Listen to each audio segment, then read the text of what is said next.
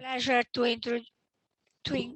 introduce again Professor David Jones, although he doesn't deserve any introduction, but I will do it for all these people.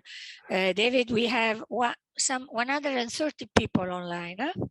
So Professor David Jones works at the University College of London, and since the first edition of the Bologna Winter School, he was in the scientific committee of this event. So he's also responsible of the program and he has been with us all the time. He is currently professor of bioinformatics and head of the bioinformatics group in the Department of Computer Science and the director of the Bloomsbury Center for Bioinformatics, which is a joint research center between UCL in London and the Birkbeck College, and which also provides bioinformatics training and support services to biomedical research. His main research interests are in protein structure prediction and analysis, simulation of protein folding, hidden Markov model methods, transmembrane protein analysis, machine learning application in bioinformatics, de novo protein design methodology, and genome analysis, including the application of intelligent software agents. New areas of research include the use of high-throughput computing and very large-scale machine learning for bioinformatics applications, analysis and prediction of protein disorder, extraction data analysis, and the analysis and prediction of protein function and protein-protein interaction using deep learning techniques. Over the years, he authored a number of widely used bioinformatic tools such as PsyPred, GeneThreader, MemSat, and DisoPred. And he also founded co-founded a spin-out company, Informatica Ltd, that at a certain point was hiring over 100 people. So practically he was a very, very productive person, including the possibility of funding a company with whatever he produced. I would also include another interesting feature of Professor Jones. He was the one teaching to the people of AlphaFold 2 structural bioinformatics. Without David, no AlphaFold would have been there trying to solve our problem in structural bioinformatics. I have to say that he is included in the Claire Rates highly cited research list for very, very productive people, which identifies the world's leading scientists, researchers on the basis of the number of highly cited papers published in the last 10, 20, 50, 10 years, I would say. Okay, so thank you again for participating to the Bologna Winter School, and okay. The mic is yours. Well, thank you. Let me put my first slide up and then I will let's make sure that works. And that is a good time to find that out. But let's just check that. Let's get to slide one. Clicked it. Oops. Let's do this. So go to that one. Bologna 2022, I think it is. Yes, it's the 23rd edition of the school. So we are getting old. It doesn't feel that way. But anyway, let me put this in. Okay, you all can see that okay? Good. Yes, perfect. Excellent. So, well, thank you very much for that introduction, Rita. It's my talks never live up to your introductions, unfortunately. But I've been coming here for that many years now, I guess, that I always try. But so I'm going to do something a little bit different this time. So it's going to be something more teaching oriented, I suppose. I'm going to see how the time goes. I think we have a break in the middle, or maybe there'll be some point, maybe not quite in the middle. So normally I speak more about research, but I'm going to talk about research, but I'm going to talk more about understanding, in particular, AlphaFold 2. I didn't work specifically on AlphaFold 2 with DeepMind, I should say. I worked with them up to the first AlphaFold. I'll tell you about the timeline in a moment.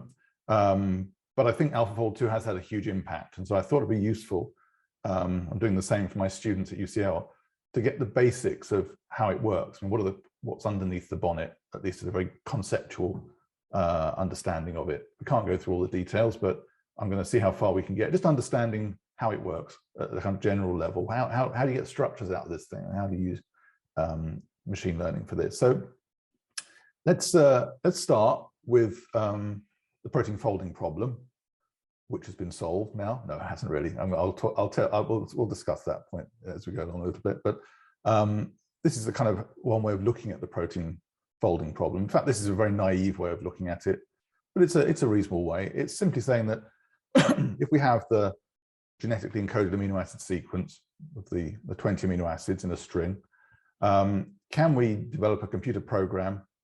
It's represented this bit image here, some pictures from code, some picture of my code, but look at it actually, I think part of a protein structure prediction program, and use a computer program of some sort to produce the natively folded 3D structure. And so if we look at it naively like this, we want to take an amino acid sequence and run it through a computer program and produce a structure, then this protein folding problem might well be called solved, at least in many cases. We now, thanks to AlphaFold or AlphaFold 2, have a tool that claims to do this. It's not perfect, and we'll say a little bit more about that as we go on, but it's a step forward, and that's what we're going to be discussing today.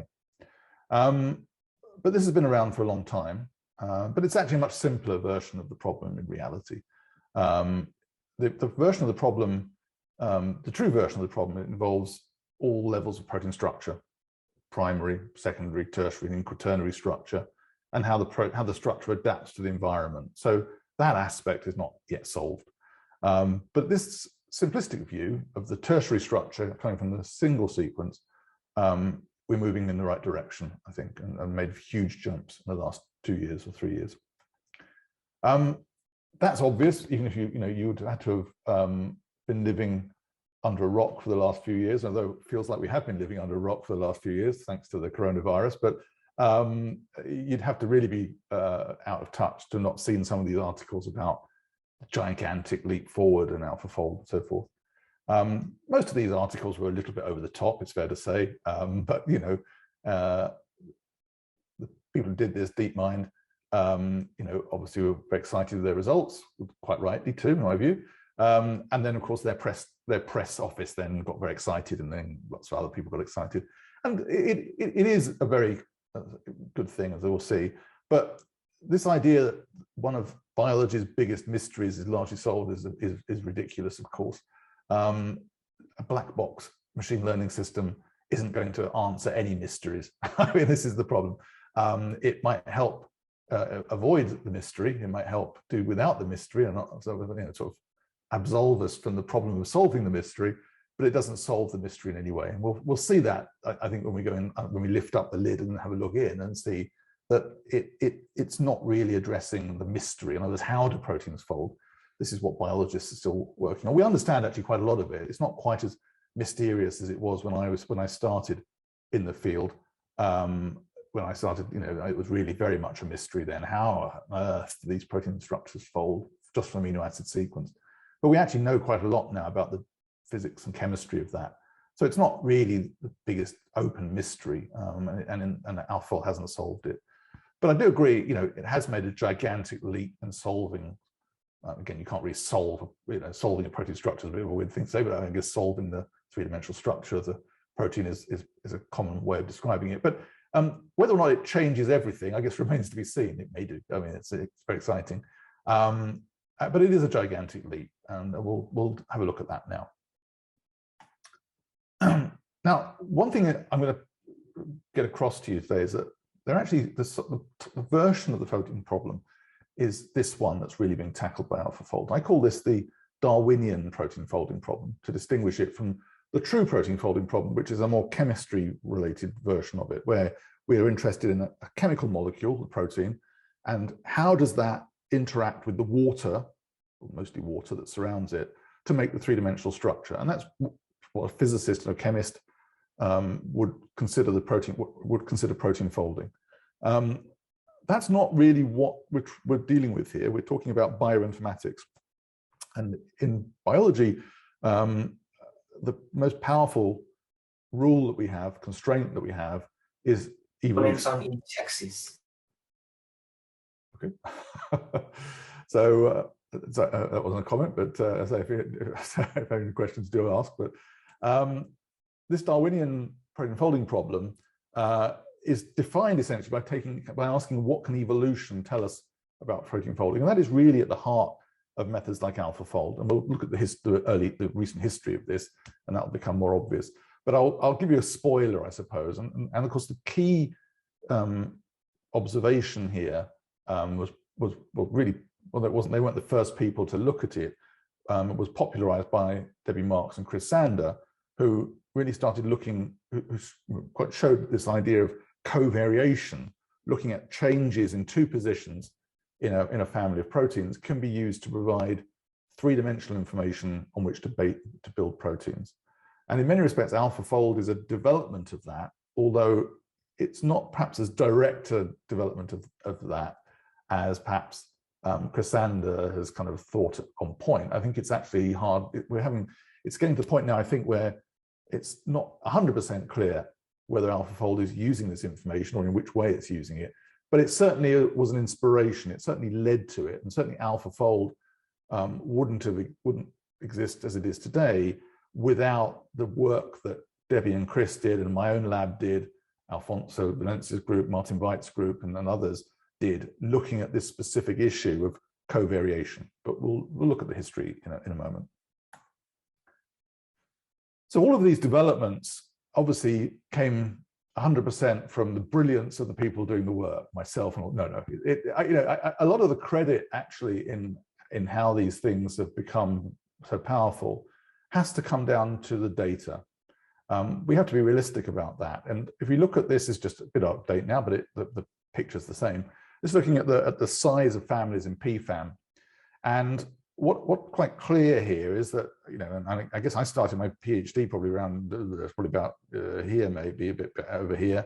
And so I was a postdoc. I was actually starting my first lectureship, I think, about this point.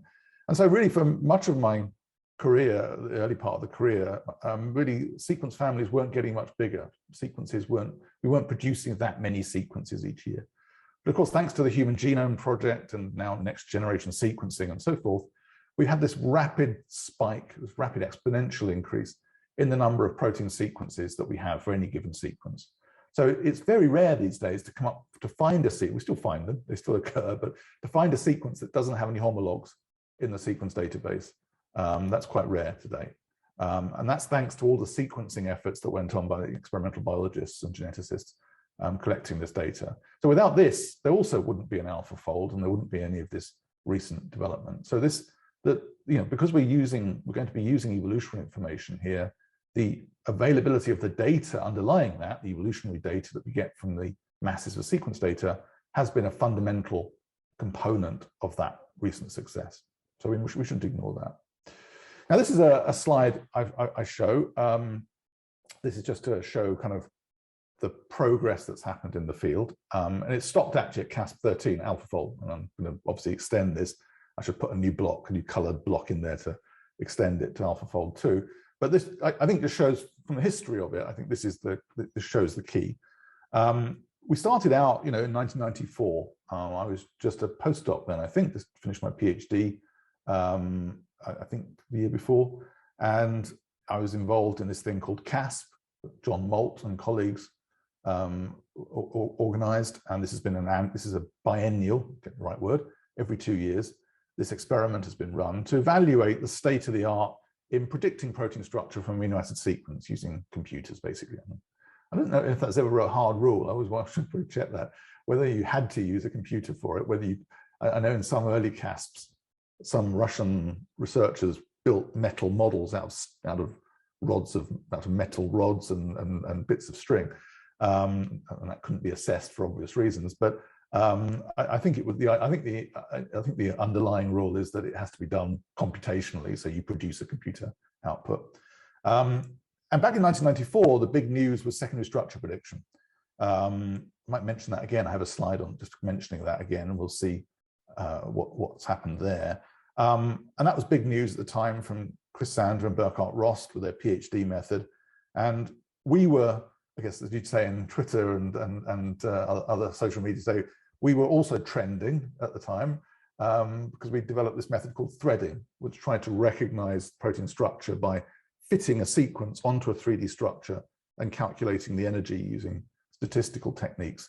And so I guess the stars here, if you actually were where I've been involved, that's just me inflating my ego star, my sort of take on that. But that's just highlighting what I've done. So just to remind myself what I've done, I think more than you to tell you.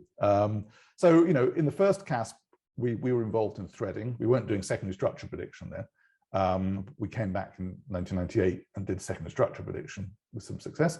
In 1996, we came up with FragFold, which was a method for folding proteins by using small fragments. And that was actually before Rosetta came along from David Baker's lab, but it was being developed about the same time. And of course, then Rosetta did extremely well in the next few CASPs. So that was a big development in the field, this thing called fragment assembly. The big news in 1998 was, what can you do with multiple sequence alignments? Because we were starting to get more sequences, and we had some nice tools for building multiple sequence alignments quickly, hidden Markov models and SciBlast, and so that was useful. We used it for secondary structure prediction with some success. So that was the highlight in 1998.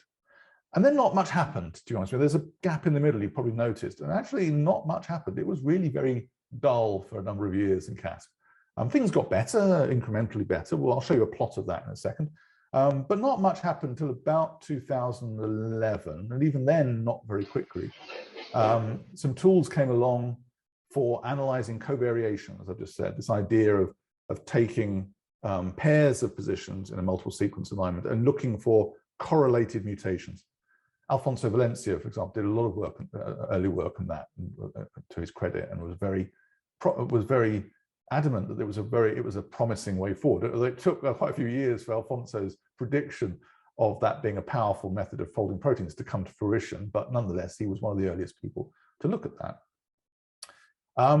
But these methods, this thing, EV-fold, Chris Sanders' group and Debbie Marks, PsyCov from my own lab, and PLM-DCA from Martin Veit and others in labs in Sweden, were targeted specifically at that statistical problem, how you identify those correlating sites. But not much happened really until about CASP 11, when the contact predictions started to get better, but we still weren't very good at building models. And then things got a little bit better again in CASP 12 in 2016, where deep learning came in. That's going to be a main theme of what I'm going to be talking about how then we got even better at predicting these 3D contacts in space using evolutionary information, particularly from Jimbo Juzab, his Raptor X was very successful then. And then 2 years later, everything started to change, because then a company called DeepMind got involved. They met me in London and we discussed the problem, and they thought they already were thinking about it, and got together with me, and I collaborated with them, and that led to the first AlphaFold being produced in 2018, and it did very well in CASP 13. I've got a plot that shows that, but that really was the kind of first step towards what I'm talking about most of today, which is the second AlphaFold version, which kind of crystallized the deep learning. So in CASP 13, I would say the bioinformatics was the dominant partner. It was mostly bioinformatics with some deep learning. But then by the time CASP 14 came along, as we've seen, deep learning really became the dominant partner. It became the most of what was done in AlphaFold 2, and that's what we'll talk about today. So this plot is a simplified version of one that John Molt showed after the 14th CASP experiment. And it shows the impact that the second AlphaFold had on CASP 14, the latest CASP. We're about to start a new one. It hasn't. That's another indication that the protein folding problem is not finished yet. We're still running CASP. There'll be a CASP 15 this year, and we'll see how that goes. That'll be very interesting. But this is the latest up to date, up to CASP 14. And what it's showing here is for different targets, different protein targets, and easy means it's got a close homologue in PDB, basically. There's already a structure like that in PDB from a different species, for example, and the task is to build it by comparative modeling or homology modeling. And that's very easy. Just about everybody can build those models well. And so as you can see here, this is the GDT score, which goes from 0 to 100. And just for the crystallographers in the room, this is only done on C alpha coordinates. So even if you had a GDT score of 100, that doesn't mean you've got a fantastic high accuracy structure where all the atoms are correctly placed, but it means that the main chain is pretty much there. And so this is something I might mention again, but it's just a nice normalized scale. So 0 means, I don't even know, is it possible to get 0? 0 means everything's in the wrong place, basically. I think you'd have to stretch the protein out to for fully extended, I think, to get 0. And even then, I think it might not be 0. But in reality, these numbers, are somewhere in the middle. And for many years, as you can see, for these very hard targets, where nobody knows anything about the fold of the protein, they're completely unknowns, not a lot happened really up until maybe up a little bit up until this this green line here in CASP12, and this is where the covariation methods were starting to have some impact, but mostly in the middle area, these kind of intermediate difficulty structures. And it really wasn't until CASP13 and then CASP14 ultimately, then these are the two lines here. So this purple line is interesting because the purple line is CASP14 without DeepMind's AlphaFold included. And so there was improvement from the previous CASP from everybody, but not that much. But when you add AlphaFold in, you can see what difference it made. The AlphaFold 2 results pushed everything up. Not all the way up to the top, it still makes mistakes, but it was still much better than everybody else. It wasn't as, some plots really showed massive spikes of, I don't show that anymore about Z scores, and it overemphasized how much better AlphaFold was, but it was a lot better. I mean, it wasn't like on a different planet, but it was a lot better, and it was a lot better across the board. Obviously, it didn't do any much better at this end because part of the problem was already solved. But even in the middle areas, it was better, and it was much better in the difficult targets. So this was a big step forward, clearly. Now, that obviously shows that it's a good result. This is actually showing one target. It's actually one of the hardest targets, and one that AlphaFold probably didn't get 100% right, but it's still raises an interesting question. Has AlphaFold now made X-ray crystallography redundant? I think the answer to that is no, for many questions, for many answers, but for many reasons. I won't go into that depth. But it's an interesting point that it's getting to the point where that question is being asked. And the reason that question is being asked here is shown here. And what I've got is, this is actually for one of the coronavirus open reading frames, open reading frame 8, which is actually a small immunoglobulin-like domain that has probably some role in modulating the immune system. It's one of the unique features of SARS-CoV-2, in fact, this particular domain. And this was one of the targets in CASP14. And AlphaFold produced a model, and this on the left here is a superposition of the AlphaFold model with the crystal structure that was produced. And as you can see, there's some differences. Some of the loops along the loops are different. So the secondary structures are shifted a bit. It's still a very good model, but it's clearly not perfect. However, if you look at AlphaFold compared to this is not comparing AlphaFold to a model. This is looking at two different crystal structures of the same protein. So this is two crystallographers working separately on the same protein target, producing two models that ended up in PDB with these two PDB codes.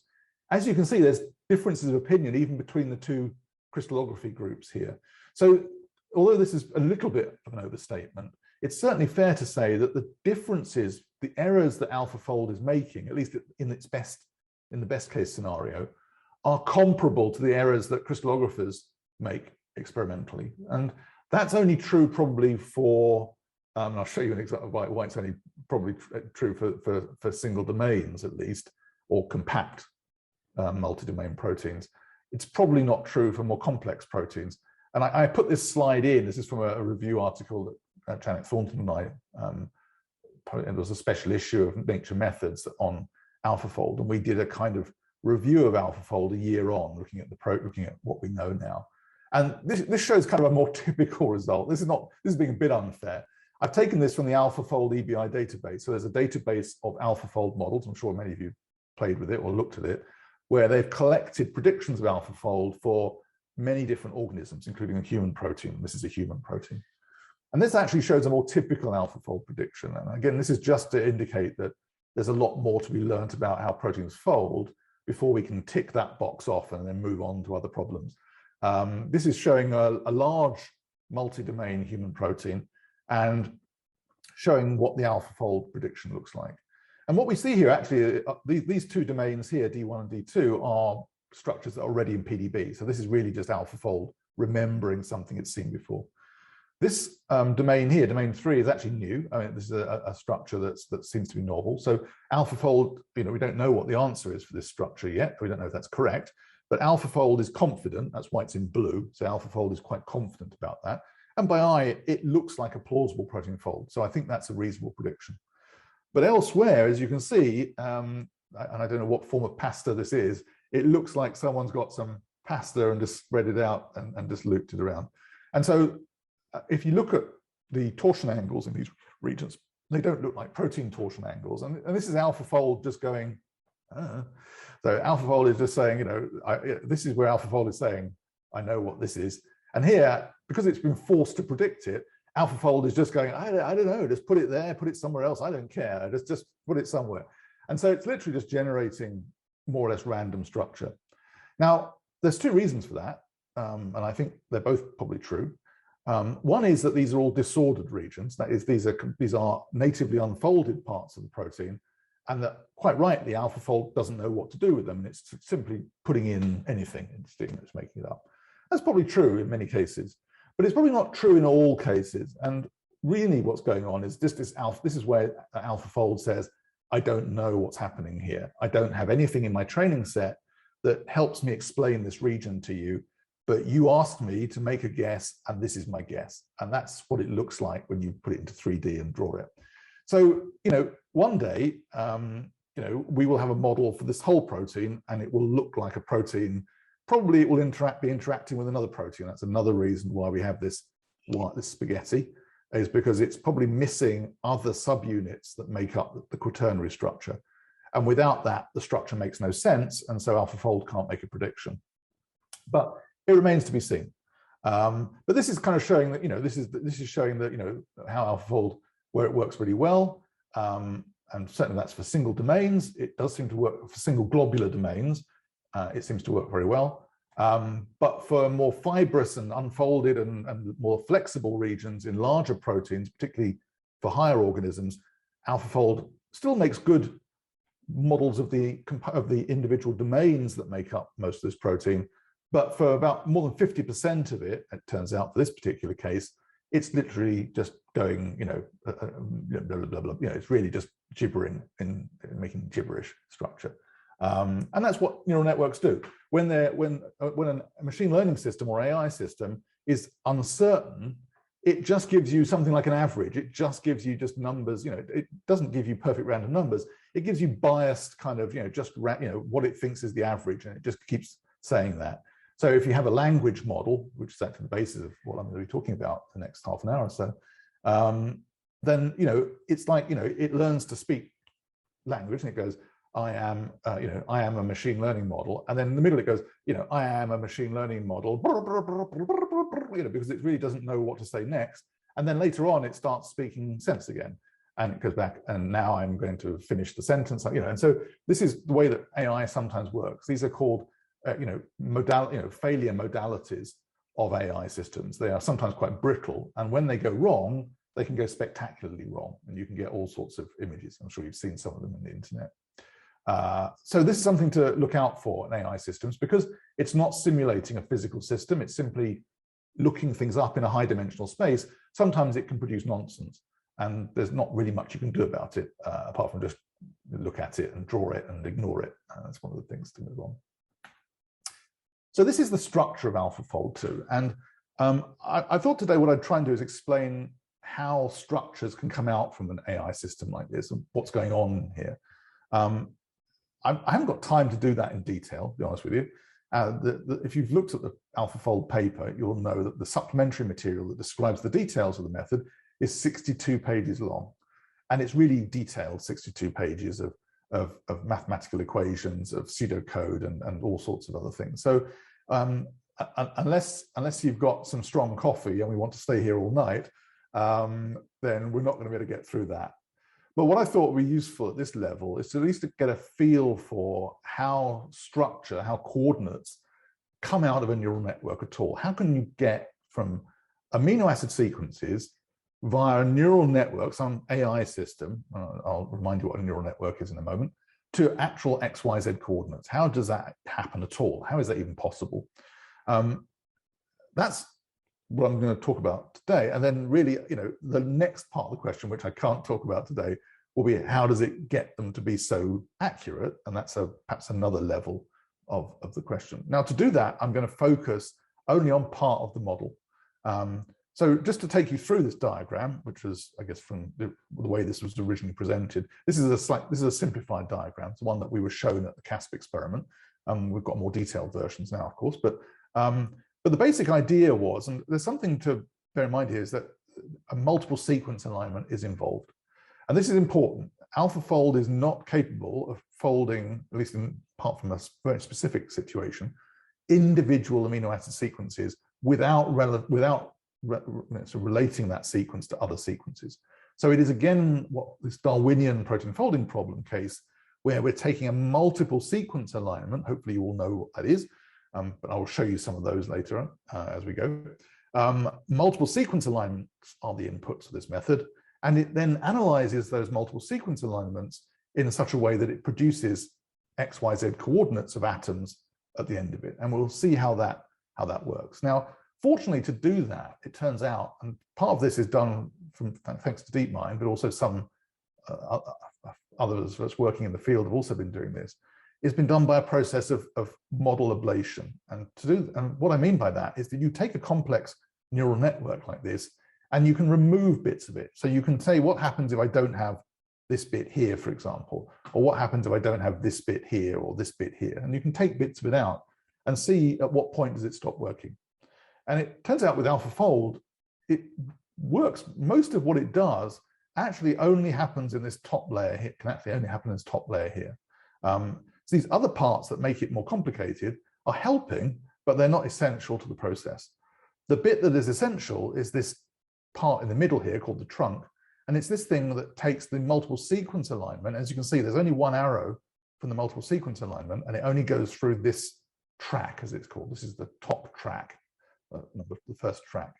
And so I'm going to go through just this top track, and then I won't say much about the rest of it, just so you get an idea of where the basic structural information comes from.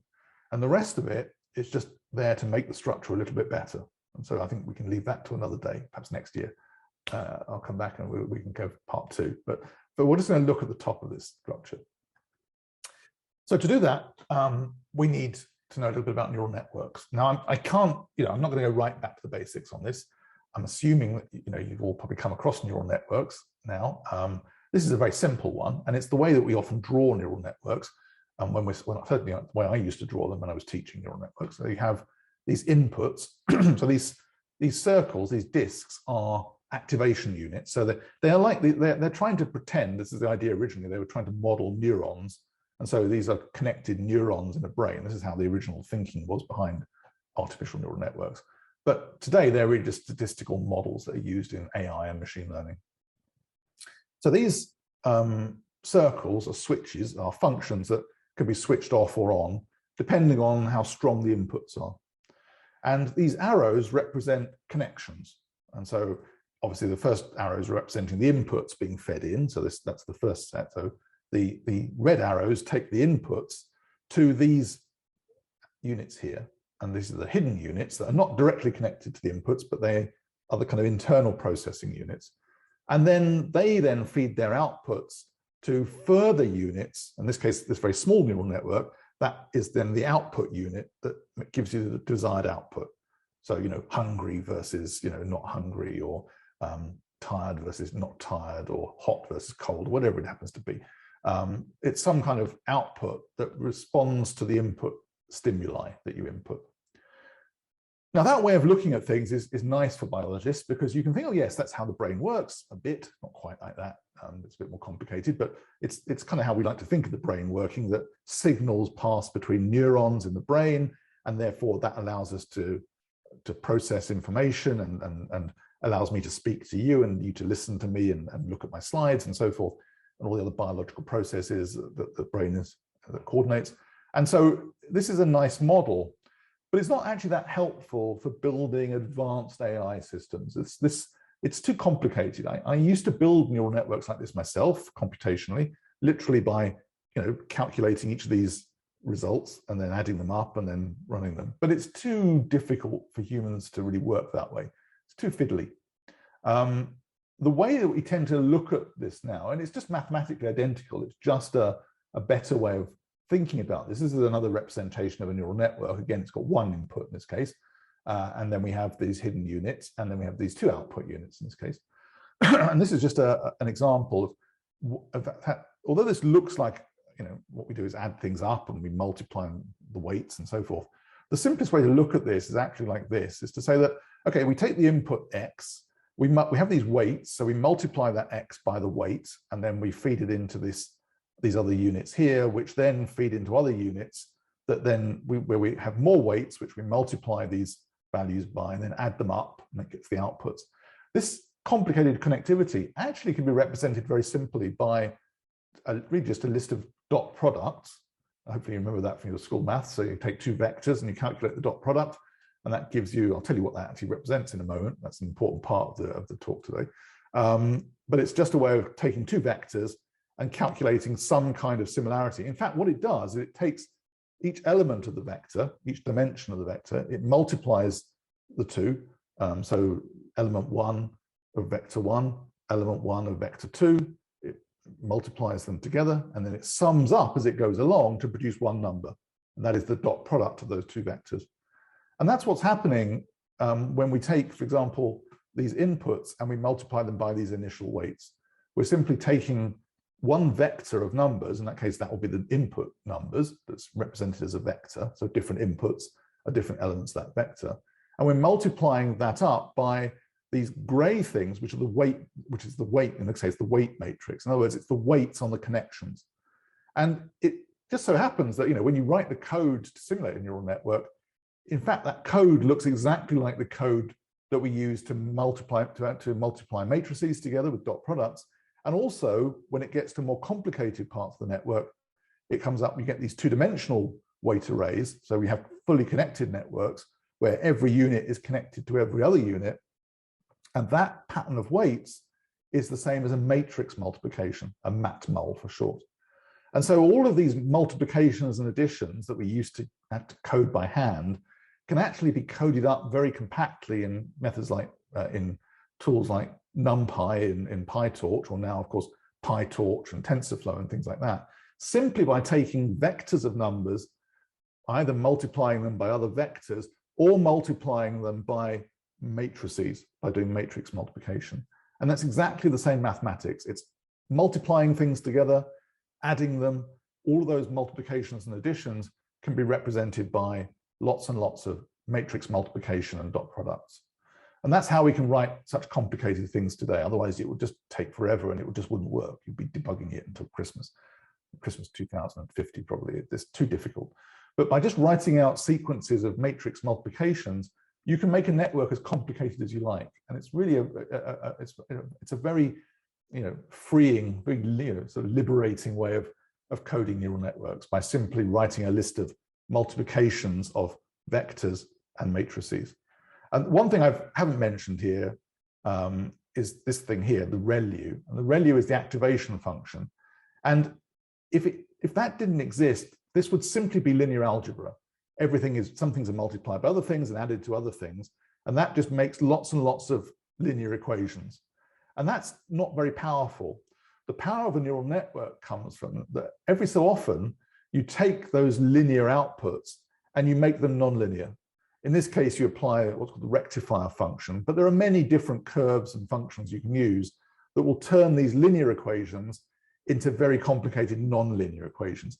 And that's when the power of neural networks really becomes immense, when you're able to actually solve the problem of non-linear equations by this idea of reducing the loss. So you take your neural network, you predict some outputs, you then look at those outputs and see if they're correct, or if they're not correct, where the errors are, how big the errors are, and then you adjust the weights of the network, which means you adjust the values in these gray vectors and gray matrices to reduce that error. And that's all that neural network training is. No matter even the size of AlphaFold, it's still that simple principle. So that's just, hopefully you know that much about neural networks already. And that's the kind of what I would call classic neural network.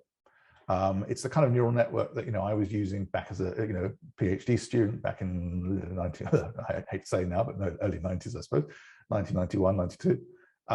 And you perhaps played with them yourself, maybe coded them yourself.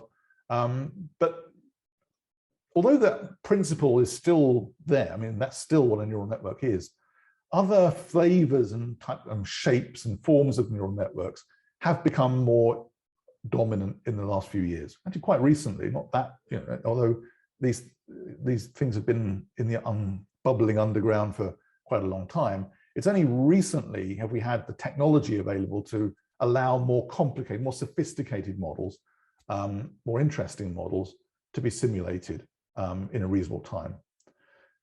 Now, to get into this side of it, we're going to have to start looking at things at these things called embeddings. This is the key, and you'll come back. I'm sure you'll get more of a chance to talk about, to understand this and enjoy this. I think you have a talk from Burkhard Rost coming up, and I'm sure he'll talk to you a lot about embeddings. It's one of his favorite research topics at the moment. I've referred to some of his work. I'll be referring to it in the next half an hour or so. We'll probably take a break at some point, but we'll plug along until that point. What is an embedding? So a neural network is a numerical thing, okay? It takes numbers in and it produces numbers out. And numbers are fantastic. The world runs on numbers. Unfortunately, we don't always deal with numbers, at least not directly. I mean, I'm talking to you and you're looking at my image and you're looking at my slides. And of course, everything is being represented as numbers. Even my speech internally is being compressed and turned into numbers. And those numbers are then converted back into sound waves that you're hearing. And everything is numbers. But of course, in the real world, numbers don't exist really. I mean, we don't walk around and bump into the number 2, or we don't, this thing, I mean, obviously we can have 2 things, but numbers are a mathematical abstraction. But they are very useful, and we have to convert things into numbers if we're going to use neural networks or any type of machine learning system to make predictions. And what we mean by an embedding is to say, what we need to do is take some real concept, some real world concept, and where a lot of the work that I'm going to be talking about for the next half an hour or so comes is from what we call natural language processing. It's our ability to analyze what you're hearing now, my natural language, and how computers can be programmed to understand it. And for that, what we need is a way of converting words, in this case, English, and also hopefully I've got that, Google Translate got that right, and that's the translation of the black cat. But that was also done with a machine learning system like the one we're going to be looking at. We have 3 words, the black cat, and of course we can't put words into a neural network. There isn't a mathematical construct that understands words. So what we have to do is convert those words into a numerical representation, and the word representation is the word of the day. That's the key word of today of my talk, is understanding what we mean by a representation.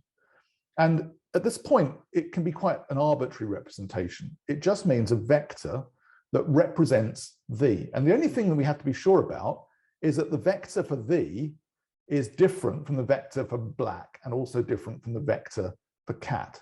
It doesn't really matter. They can be random numbers that we've pulled out of a hat, or they can be numbers that are based on the ASCII code of the letters. You can do what you like, as long as you end up with a vector of numbers that uniquely defines that word. And it can be, those words will come from a dictionary, or you can do it from books. You can compile it from books or dictionaries or whatever. And you can do the same for Italian and any other language. And that's the key to where these methods were originally developed, they were developed for machine translation.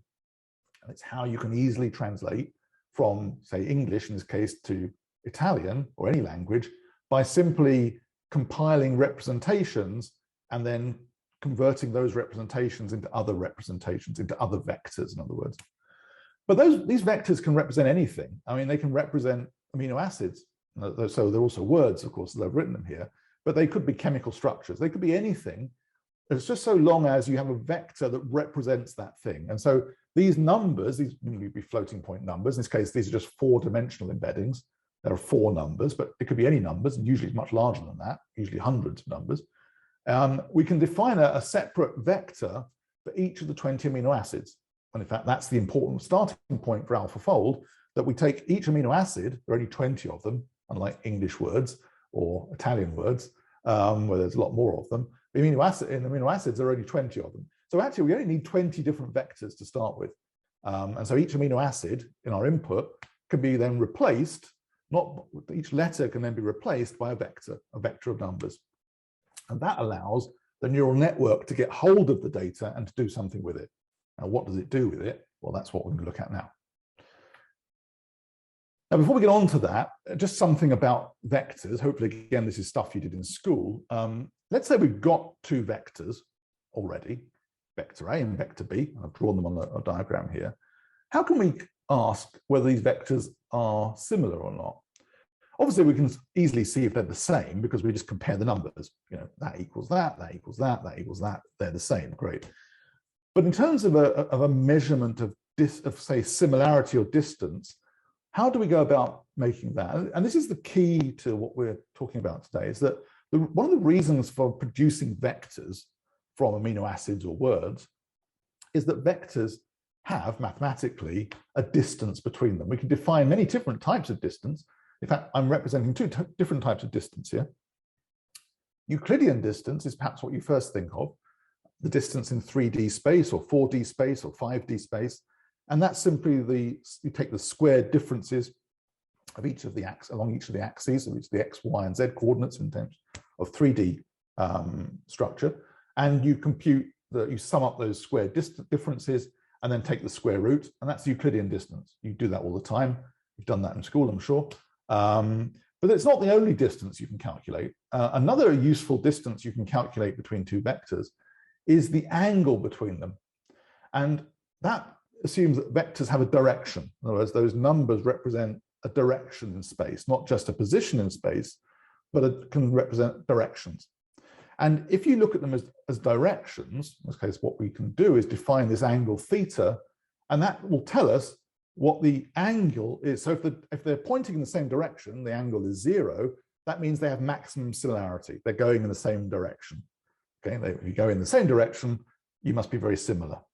Like people in life, if you go along the same path in life with the same person, you're probably very similar. You're probably very compatible. But on the other hand, if you're going in a completely opposite direction, what we call orthogonal direction, I'm going that way and you're going that way, then that would give us a similarity of 0 because the angle is 90 degrees, and you couldn't be going. You could be essentially, you essentially there's no. If you go along this direction, you're not moving at all along this other direction, and so that gives you a similarity of 0. But you could have negative similarity if you're going in opposite directions. Again, you're not similar, but in a sense, you're going on an opposite direction path. You're going away from each other. So that suggests that you're similar in some respects, but you're an exact opposite. And so this kind of vector geometry is called the cosine similarity. But actually, hooray, hooray, this is why it's so useful. It's actually just the dot product again. And so if we take two vectors and we go back to our friend, the dot product, that actually is the angular difference between the two vectors. It's the angle between them. And the cosine of the angle between those vectors is the dot product divided by the length of those two vectors, the product of the length of those two vectors to normalize it, because it has to be between -1 and 1 for cosine. The output of a cosine has to be with that. And so it's normalized by the length of those two vectors. And so cosine similarity is a very powerful concept in natural language processing or any type of data science. And it's very, very useful in networks like AlphaFold, these really complicated AI systems that can do things like translate English to Italian and back again and fold proteins, because it's very simple to do and very simple to calculate, as I'll show you. So before we get on to that, though, this idea of vector similarity is important, and it means that it's not just an abstract thing. It is an abstract thing because I've defined it as an abstract sense. But what we hope is that if these representations are meaningful, that these vectors should also have some kind of interpretation. We should be able to make some sense of them in some kind of useful way. And so if you take embeddings of words, and this requires you to have processed them in some way, and I haven't told you how to do that yet, but I will. Let's suppose we've got representation vectors that we've computed for different words. If we get it right, if we process them correctly, if our neural network is doing its job correctly, then we should end up with representations that relate to each other in some way. And so if we take these, what look to us like arbitrary numbers that have been computed for the word cat, kitten, dog, houses, we would expect the representation of the word cat and kitten to be close together in 3D space. We'd expect the cosine similarity to be close to 1, or Euclidean distance if we wanted to look at it from that perspective. We would expect those representations to be close because they have a very similar meaning. Cats, not all cats are kittens, but all kittens are cats. So kittens and cats, very closely related terms. Dogs are also animals, so maybe they're close to cats and kittens, but not that close, because obviously a cat is not a dog. But a house is clearly not either of them, because it's not an animal, it's not alive. And so a house is a thing, it's an object, it's a noun, and so it has some similarity, but it's clearly, if we take these representations and we've made sense of them, houses should be further away from cats and kittens than dogs are from cats and kittens, and we'd expect cats and kittens to be close together in this vector space. And again, we can do the same thing for things like man, woman, king, and queen, for example. This is another very classic example. And what's nice here is that these are related concepts. And if you look at the vectors that represent these words, you can actually subtract them. So that because they're vectors, you can do vector algebra on them. You can take one vector from another. And so if you take the vector for king and you subtract, so if you take the vector for king and you subtract man and you add the vector for woman, you should end up with the vector that represents the queen or a queen, and vice versa. So you should be able to take one vector that represents a concept, the concept of gender. Well, that's a complicated question these days, but in this very simplified view of man and woman, king and queen, you should be able to subtract these vectors and change the meanings of the result of that algebra that you've done. So you take this from that, you can say, what is the difference between a king and a queen? The difference between those two vectors, at least in a simplified world that we're living in here, is the concept of gender. It's one, a king is a man and a queen is a woman, and the difference between them is that concept of gender. And this is really how AI can make sense of complicated things and can translate things, because just by using these representations, complex issues, really complex things to describe to someone, what is the meaning of gender? What is royalty? What is that thing? What is that all about? What is that? What is a man? What is a woman? All these things that are very hard to explain become just mathematical operations. They just become positions in a space. And if you take, just random words and you project these representations onto a 2D space, this is just one example that someone's done. You can see this. You can see it's made a very good job. You can see, microwave and oven are close together here. Refrigerator, it's a kitchen appliance. Various types of drill and different makes of drill, different manufacturers, DeWalt and Bosch. You can see paint, concrete, different things that in this kind of, I think this is a DIY site, I think, I've got this from. So it's somebody trying to upgrade their house. Things like, a light. Well, yeah, a light can be an LED or it can be a bulb, and a light and a fan are similar things because you can put them on the ceiling and all sorts of things. And so this is an important concept to understand. The idea that if we get this calculation right, these vectors that we have should distill out the concepts. They should no longer represent a word, a specific word, but will represent a broad concept. And that's a hard thing to describe. Whole dictionaries and encyclopedias are written on this. But we can do it here with AI mathematically by simply analyzing lots of text. And this is the crucial thing that you need to take on board. So we could take a short break now, because I guess maybe that's a good point. Perhaps, I don't know how you want to structure this, but we could take a 10-minute break and come back, because I think the next bit it probably needs to run on, I guess. So if I don't know how you've structured this, but I'm happy to take a 5 or 10-minute break now, and we can come back to the more kind of methodological part of it. That's fine with us. Okay. Okay, yeah. It could be quite a short break, but again, should we meet back at 5 past? Or I mean, I'll stay here, but we'll just have whatever you like, we will do. And Okay. questions at the end of the presentation. Okay. Yes, we should do that. And Okay. Very good. So I'll probably take short, rather than doing one big break in the middle. Okay. So depending on, I may overrun, because I've only got 2 hours, I know. I've got some extra material at the end, but I think as long as I get to the understanding bit of it and I can finish on that note, I'll be happy. And then we can, if we get a chance, I can flash through some research that I've done. Okay. As well. But very good. I'm more interested in teaching today than researching. So that's okay, great. It's Thanks a lot. Okay. So there we go. So what I'm going to talk about are these things called transformers, and I think that's probably all we'll do today. But I think they are incredibly important, because as most people, what's going on in AI today, in terms of the advancements that are happening. Something new might be here in 2 years' time. It's a very rapidly developing field, but these things have had a huge impact, including AlphaFold. These things called transformers, and more generally, these are called attention mechanisms or attention-based methods, really have been surprisingly even more impressive. I know it's hard to be impressed any more than potentially solving the protein folding problem, but in many respects, they've been more impressive in solving the language translation problem, because it's actually quite remarkable that you can program a neural network to understand the concept of a word. I mean, what does it mean to be a king or a queen?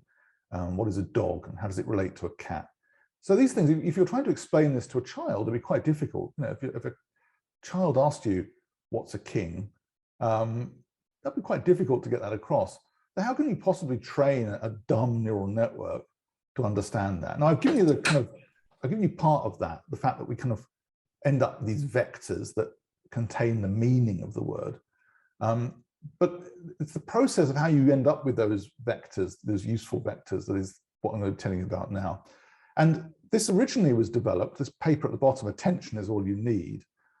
This wasn't the first time these techniques were used, I should say. It's the landmark paper where they said this is all you need. In fact, it doesn't mean that you can't use other things, but in fact, if you just use what I'm going to tell you about in the next half an hour or so, then that's enough on its own to translate language, for example, from English to Italian or to any language. It turns out, if you've got enough text to learn from, the training set of data, you can learn to translate any language to any other language, as long as you've got examples of both. And you don't even need, and this is why it's an amazing thing, you don't even need the same piece of text in both languages.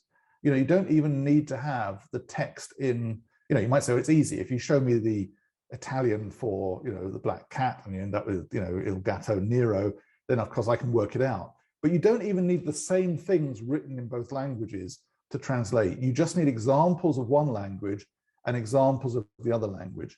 And the point is that you run this kind of embedding system on both languages, and the representation of a cat when you process Italian language ends up being the same as the representation for gatto when you process Italian text. And that's the beautiful concept of this. You don't need to understand how to make translation, you just need data. And that's why this is such an important technique for you to understand, I think, as bioinformaticians going into the wide world. So the idea is to take a set of vectors that represent something. And again, you might just to look ahead to the end, translating from English to Italian is not, as it turns out, that much harder than translating amino acids into XYZ coordinates. And that's the kind of, if you want to stop now and go home with one thought, that's the thought to go home with, that translating from one language to another is not that much harder than translating from amino acid sequence to the XYZ coordinates of the amino acids that make up that sequence. So the idea of a transformer is to take a set of vectors that represent something initially, so it's just arbitrary, words, letters, pictures, amino acids, whatever it happens to be, sounds, music, for example, can be converted into vectors, and to transform those vectors into other vectors. And that's really all it means. It's transforming this set of vectors into some other vectors. But the key thing that makes these special is that these new vectors include relationships between those input vectors. So it learns links, correlations, if you like, between the words that you're inputting. And so as you give it more text, it starts to discern correlations. Oh, that word, gatto and Nero seem to occur together quite often. It doesn't mean black is the same as cat, but cats, whatever they are, can be black, apparently. And so it starts to link these relationships. And as you process it through layers and layers of the same calculation, these relationships become more complicated and more specific, and ultimately allow you to solve the problem. These are what we call sequence-to-sequence methods, but don't think of them as amino acid sequences. Think of them still as sequences of vectors. So they are not just strings of letters, they are strings of representations of letters that are vectors. And if you take a string of vectors, you end up with a matrix, or in fact, a more general term is what we call a tensor. And that's where this, if you haven't come across it before, it's not what a physicist understands as a tensor in terms of tensor algebra and tensor geometry, but it's a tensor in terms of computer science is just a high dimensional array. So a single dimension is a vector, a two-dimensional thing, we have a word for that, it's called a matrix. But for 3 dimensions, we call them tensors, and 4 and 5 and 6. It's any number of dimensions, any number of axes.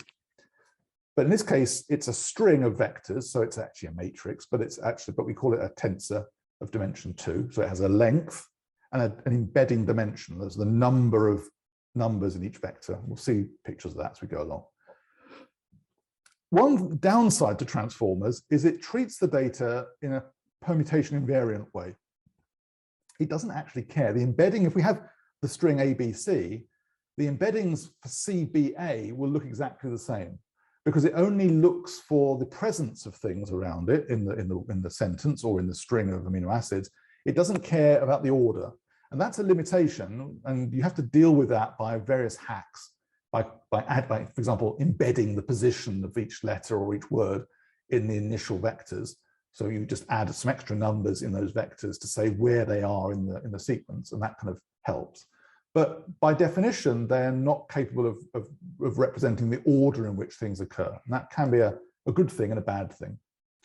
And as I say, the key reference, if you want to read more about this, one of them, there are many others that are very good and very good online sites that describe this stuff, is this paper by Vaswani et al. Of Google Brain, who developed these methods initially for translating language, but we're going to see how we can use it to fold proteins. Oops, it's gone to sleep. There we go. So this thing called attention, I've mentioned it before, actually is a very simple concept. And this is how the vectors are changed.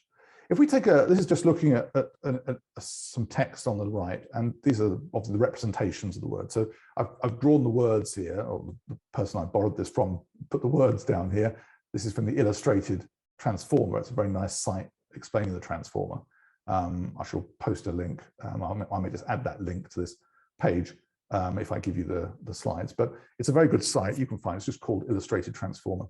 And this is showing conceptually what we mean by attention. And what it means is as you read these words, as the machine reads the words, or as we read the words, the meaning of that word depends on other words in the sentence. So the fact is that, you know, when you look at the word cat, the word black becomes relevant because it's a black cat. And that changes the meaning slightly of the word cat. It's now a black cat. It's no longer a okay. And also the word black becomes different because the word cat is there. And so this idea of attention is saying that to understand how to transform this vector and add some more meaning to it, we need to attend, that's the verb for attention, we need to attend to other words in the string, in the sequence of vectors that we think are more relevant, or some of them are not relevant. And so in this case, you know, different words have different degrees of attention, different weights, if you like.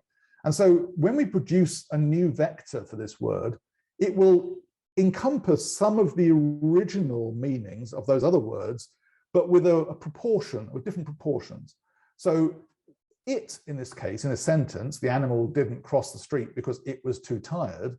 The word it, obviously, if we parse it, if you try and parse it, relates to the animal, okay?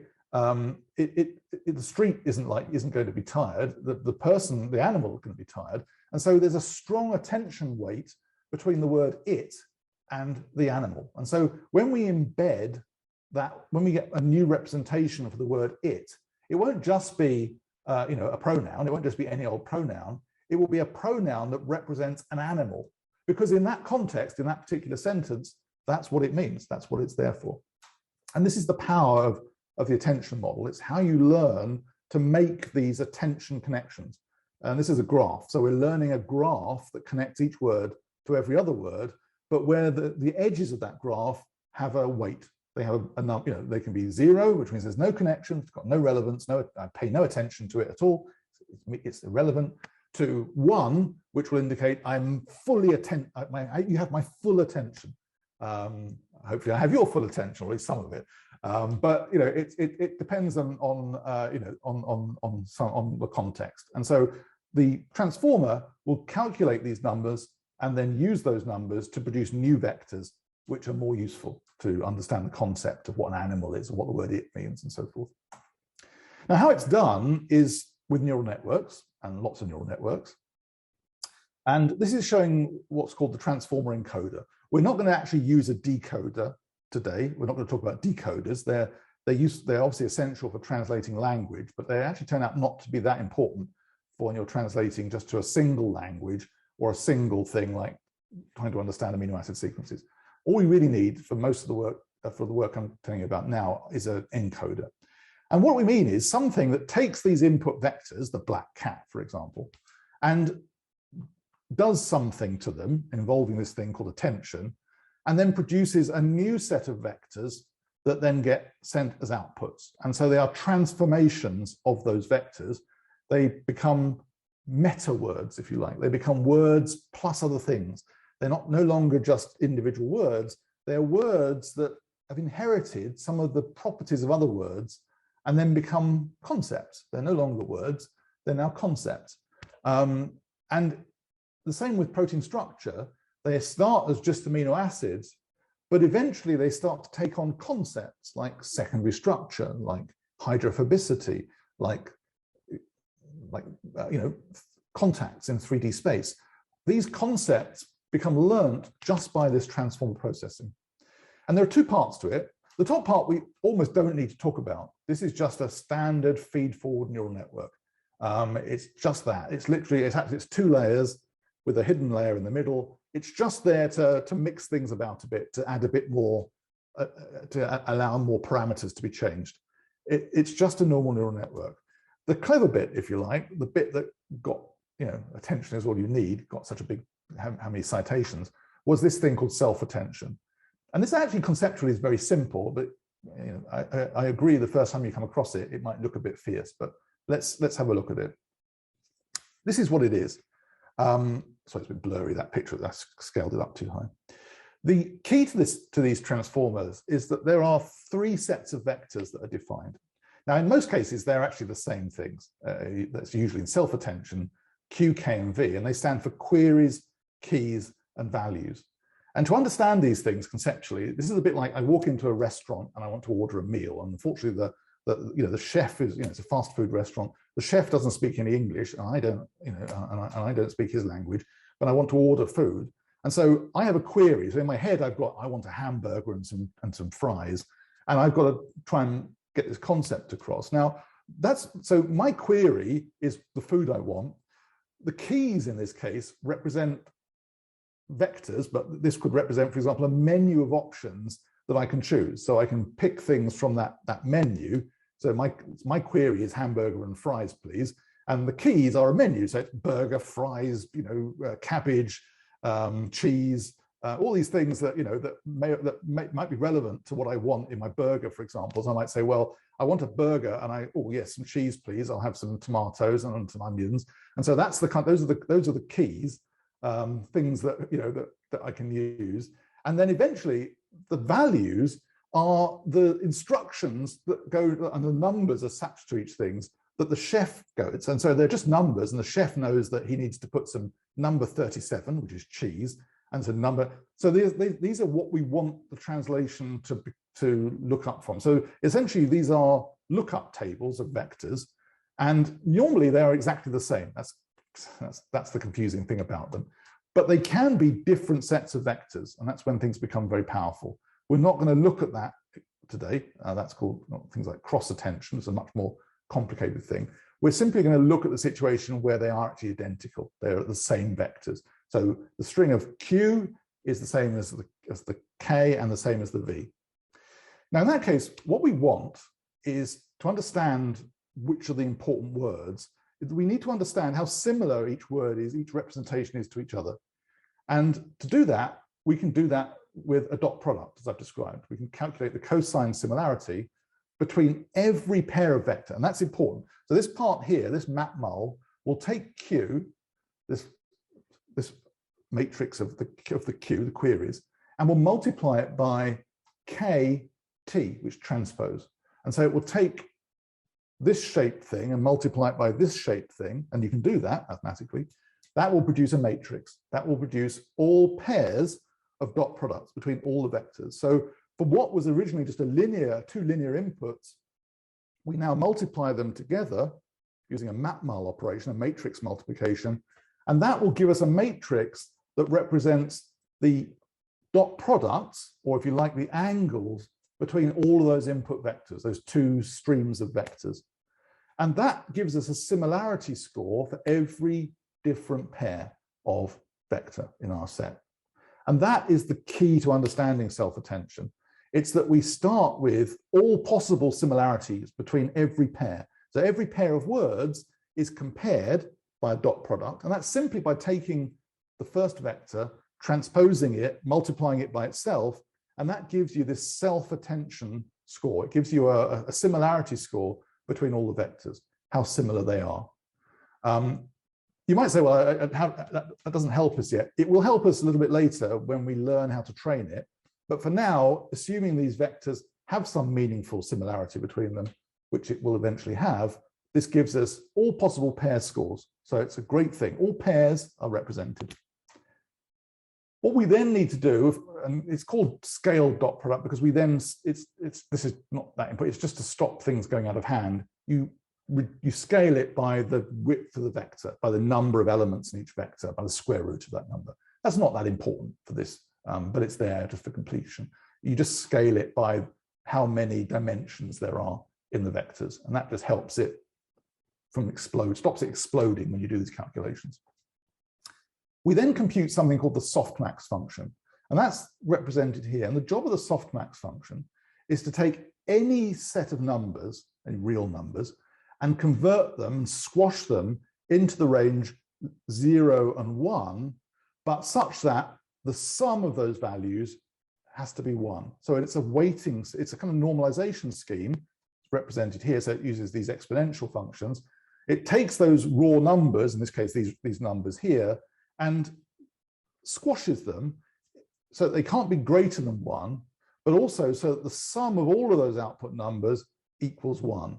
And that's exactly what you want for a weighting scheme. If you're going to do a weighted average of some description, that's what you need. You need a number between 0 and 1, but you don't want the vectors to get larger. You want them to still have the same magnitude. And so by making sure they add up to 1, it means that when we take this matrix of cosine values, of dot products, it converts them along each row so that each row adds up to 1, and each number is a positive value. So they are positive, and the sum along each row adds up to 1. And that means so every row, if you add it up, goes up to 1. And that doesn't sound to be that useful until you do the final step.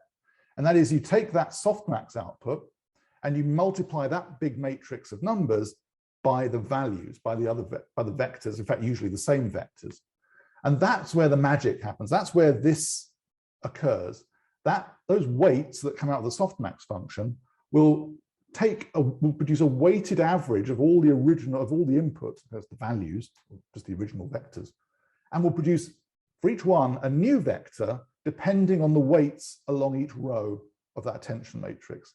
And so depending on how similar the representations of each vector is to all the other vectors, it will take on the characteristics of the things it's most similar to, of the most related things that it sees there. And likewise, things that are very different, polar opposites, for example, that will give us a cosine similarity of -1, those will end up getting very low weights. And so it will not take on those characteristics. And it's just this simple mathematical function, may not look that much if you don't look at these things every day, where you just set one set of vectors, you multiply it by the same set of vectors usually, but just transposed, so you get a matrix. You get a matrix then of values which are then squashed so that they are weights between 0 and 1, like profile weights in a sequence profile. And those are then multiplied by the same vectors to give you new vectors that have these attention patterns burnt into them. So they now become more meaningful than they did before. So this is really the whole basis of how AlphaFold does its calculations. And in fact, any modern natural language processing system that uses this kind of attention mechanism. It's actually really, it looks a bit painful, but it's really very simple. It's just looking at the cosine similarity between every pair of vector and using those similarities to decide which pairs of words are more important than others, which have the maximum importance based on their similarity in that vector space. So just to summarize, scaled dot product self-attention sounds nasty, but in fact, it's just all dot products between those vectors, which originally at the start, they represent words.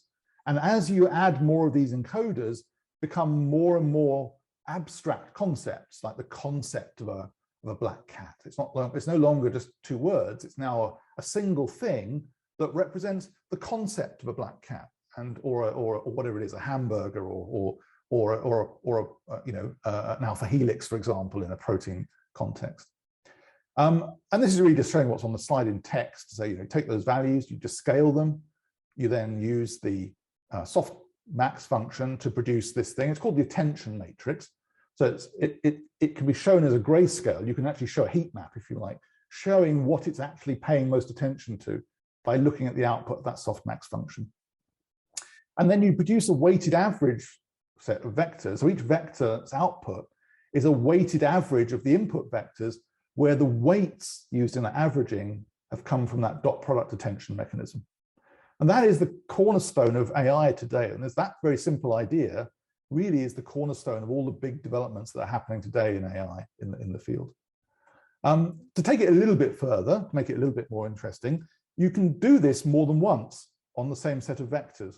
You can actually have, this is showing that done once on the left, but you can stack these operations and do them in parallel on the same set of vectors.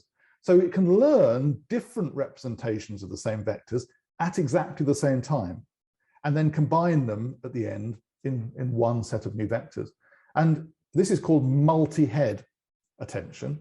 And all the heads mean are separate attention calculations that are calculated independently. And so it allows more than one concept to be learnt at each block of the neural network. Each layer of this self-attention can learn in parallel h, which is the number of heads, times that number of attention maps. So you will end up with H attention maps and H different sets of vectors that you then combine into one output vector set at the end. And that's done just by stacking these things. You take Q, K, and V, you normally run them through neural networks to make them, usually to shrink them down. We'll talk about this concept of projection in a moment. You apply this scaled dot product attention mechanism, and then you just simply glue those outputs together. So if you have, let's say, 8 heads, fortunately I only have 1, but if I had 8 heads, I could then have 8 different conversations with you in parallel, but you take the 8 outputs and you simply stick them together like that. You simply glue them together and then get another neural network to reduce the number of dimensions down so that it goes back to the inputs become the same as they were. The size of the inputs is now the same as the size of the size of the outputs becomes the same size as the inputs. And that is one block of multi-head attention. And that is the brick that makes up AlphaFold or any of these modern natural language processing systems. That's all very well, but how the hell does a network learn concepts by just calculating the similarities of random vectors? I mean, if these vectors, let's say we start with random numbers representing the words, how does any understanding come about? I mean, how does it know what is the impetus for the network to learn these things? Well, what you need, like any neural network, is an objective function. You need some loss function that says you're doing well or you're doing badly. And so what you want to do is adjust the weights in all these different parts of the neural network so that it reduces the error. And you say, well, error in what? I mean, error in obviously, if you're translating a language, you could say, well, if I have some text I can use for testing, I can see if I'm translating cat versus dog and things like that. But how do you do that? I mean, how do you represent that as a loss? It's actually quite simple. And one of the ways, of the very popular ways that this is done, and it's done in AlphaFold and done in many different methods, including some of the methods I think that Burkhard Rost will be talking to you about. So you'll get more depth on this subject, I think, when Burkhard talks to you, is this thing called, and it sounds fierce, bidirectional encoder representations from transformers. And all this means is that it's not looking at the text in a directional sense. It's not saying start at the beginning and move to the end. It's treating everything as a cloud of words. So it's bidirectional. It works in both directions. And it refers to a particular way of training a network like this. So suppose we've got sentences that we've learned. We can play a game and we can say, okay, I give it this sentence. And what I do is I mask out words from that sentence. So I took a bite from a green apple, and the question marks are the thing I've masked out. And in another version of it, I say, I blank a blank from a juicy blank apple. And this is different. This is the same text, but being masked randomly. So I'm masking out random words. And to train a neural network, all you have to do is get the neural network to guess what those words are. And so by processing enough text, eventually it will look at the other words, say in the first case here, this question mark, it will say, well, okay, I've seen many sentences like this before. And whenever words like this occurred, often before the words green apple, juicy came up. And so it will start to predict the concept of juicy, the representation for juicy, will start to be predicted with a higher probability. And that is the loss function we use to train language models. You simply say, and this is one of them at least, there are others you can use, but this is one of the very common ones, very popular ones, where you simply mask out the inputs and you get the neural network to fill in the blanks. And if it gets it right, you give it a sweet and say, well done, neural network, you've done a good job. And if it gets it wrong, you don't hit it. You don't hit a neural network. You don't want to be unkind to a neural network. But you give it. You basically back propagate the loss. And so you say. So the network knows when it's guessing well and when it's getting closer to a good guess, and when it's going away from that. And that gradient can be back propagated through all of these attention layers to make better guesses as to these masked words. And by simply playing this game, it starts to learn how words relate to each other. Because to guess juicy for this first blank here, you have to understand the concept of a green apple, that green apples can be juicy. And that if you take a byte, or the fact that the rest of the sentence implies what word would you expect to see there? You wouldn't expect to see the word elephant. I took a bite from an elephant, green apple, or telephone. But the word juicy is has a high correlation with the other words in that sentence. And that's why the neural network can learn to guess those words correctly. So this thing called BERT loss, so almost, in fact, very few AI people, actually, if you ask them what BERT stands for, we all call it BERT. Which is after one of the Sesame Street characters. There's Bert, and there's also Elmo and Big Bird and things like that often get named these things. But if you ask most AI people and just put them on the spot, shine a light on them and say, what does BERT stand for? I actually think probably only 50%, maybe less than 50% of them will actually remember that it's bidirectional encoded representations for transformers. But BERT is a great name, and that's the only thing that people remember. And so in language, BERT loss, the loss function we use, is simply where we say, take the original text, delete parts of it, and mask it out. And so it's just saying question mark, where the bits of the text are. And then mathematically, for those of you who like neural networks and understand this, it's scored with what we call a cross-entropy loss function, which is a very standard loss function used in neural network training.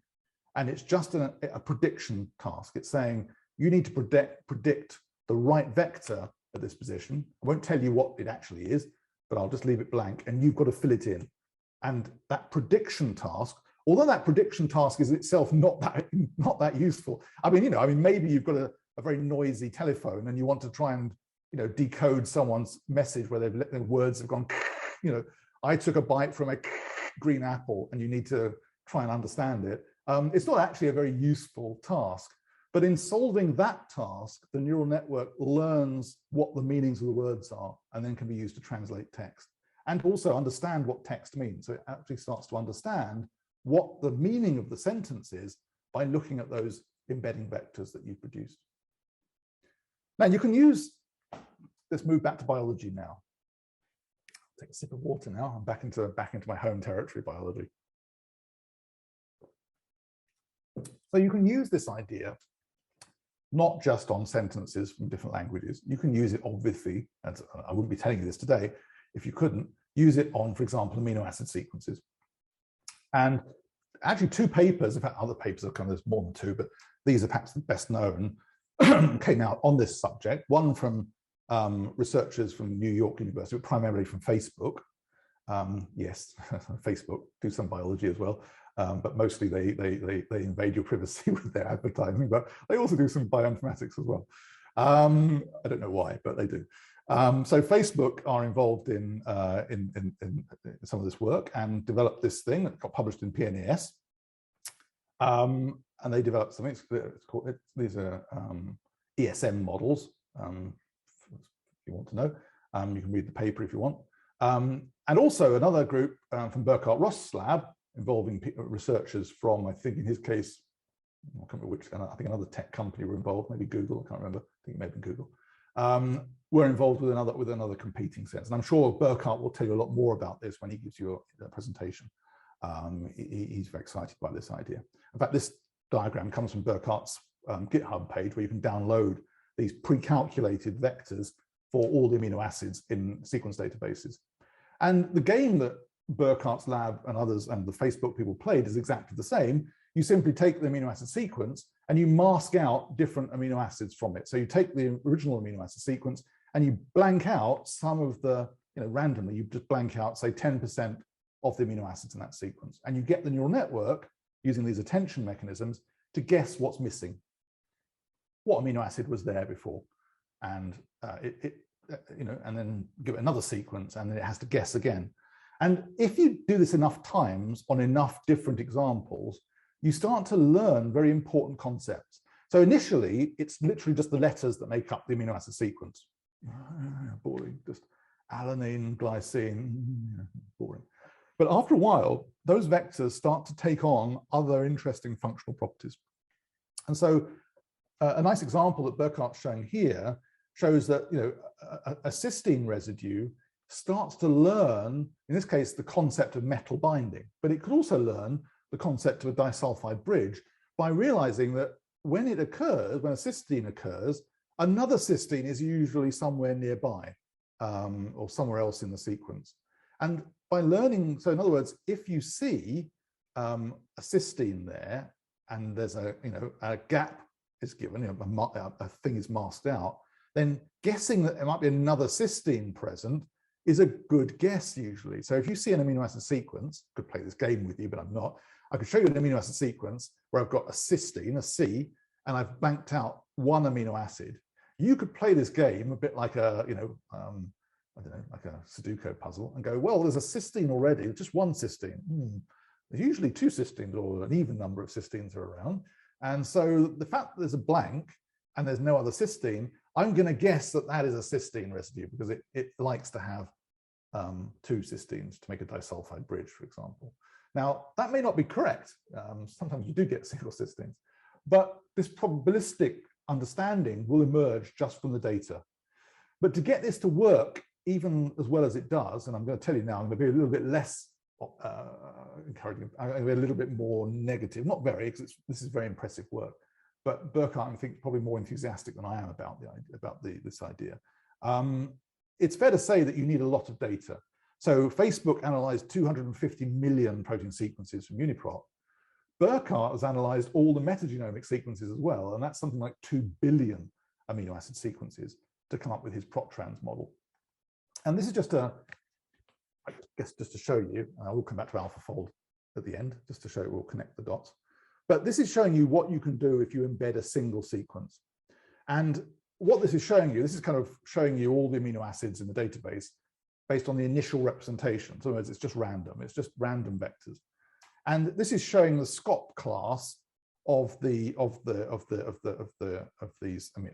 acids. It's showing you where in this space, where just based on amino acid composition, it separates the all alpha proteins and the all beta from the multi-domain and so forth.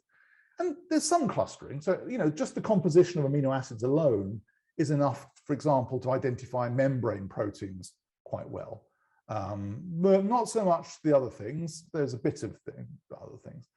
But once you've played the BERT game on these sequences and you produce these new vectors and you've trained the neural network to solve this BERT encoding problem, then, and this is what we call a TS&E projection, it's just a way of projecting a high dimensional space onto a 2D surface, you can now see a lot more structure. And so you can now see the all alpha class is separating out into these blue regions, the alpha betas are over here, the membrane proteins have moved over here, but they're again clustering together. And perhaps it's interesting, the membrane proteins have separated. Maybe they've separated into the all alpha and the all beta, maybe, who knows? You can see a lot more structure. And of course, what you can do with this, even without going into AlphaFold, is use these vectors to predict biological things. So you can say, once you've played the guessing game, can you use those vectors to predict secondary structure, for example? Now, this is, I'll give you the kind of, this is the glass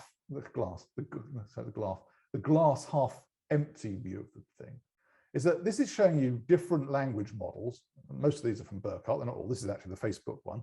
This is Burkhardt's one of Burkhardt's. This is ones that are based on more sophisticated attention models. This is showing our old friend the Q3 score for secondary structure prediction.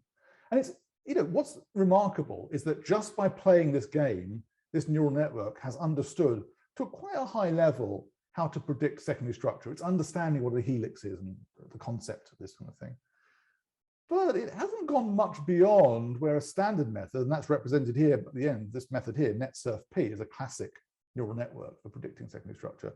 It hasn't really gone beyond the state of the art, maybe a little bit here, it's arguable, but not on CASP data. So it's good, this is impressive, it's really interesting, but it's not AlphaFold. This is not 99% accuracy. It's just this idea alone is not enough. We need something else. And what you need is to look at attention in more than one dimension. Oh, now it's getting horrible. But no, it's not actually that hard to understand. This is something that was originally designed from images. So if you're looking at my image here, to understand images, you can't just flatten it into a string. If you took my image and you took all the pixels and just made a long string, you wouldn't be able to understand it. It's important to maintain that 2D shape. So there need to be rows going vertically. So the rows are going along horizontally, and then columns going vertically. And you need to keep that representation separate. And the simple way to do that is to just use attention, but in two different directions. So you can use, in terms of images, you can use attention, these attention models, a transformer in other words, to go along each row of pixels, but never go downwards. And you can train another transformer to always go downwards, but never go in the horizontal direction. And then at each stage, you can just merge those two representations together, the representation of rows and the representations of columns, and then come up with this 2D representation that allows it to understand what's going on in this 2D structure. And this works very well. In fact, it's actually the core of AlphaFold. That's the reason I'm telling you about this. It wasn't invented by DeepMind for AlphaFold. It actually was invented by a Chinese group who called it crisscross attention, which is nice because it sounds like this kind of crisscross idea. It was later refined by Google, and then ultimately has become, well, as you see, AlphaFold 2. And so how does this help us solve protein structure? We're almost there. We're almost able to produce coordinates. We need to do a couple more things. So how does this help us with bioinformatics? Well, if we look at a multiple sequence alignment like this, we can see that actually it's a 2D thing. And it's obviously 2D because it's on the page. I'm showing it to you. But you can see that there are actually two dimensions to this. Along each row are the amino acid sequences. So residue 1, residue 2, residue 3, and also gaps because it's an alignment. But if we go down vertically, what does that mean?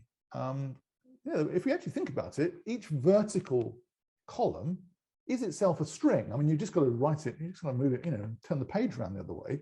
If I took this page and I just rotated it by 90 degrees, the rows would become the columns and the columns would become the rows.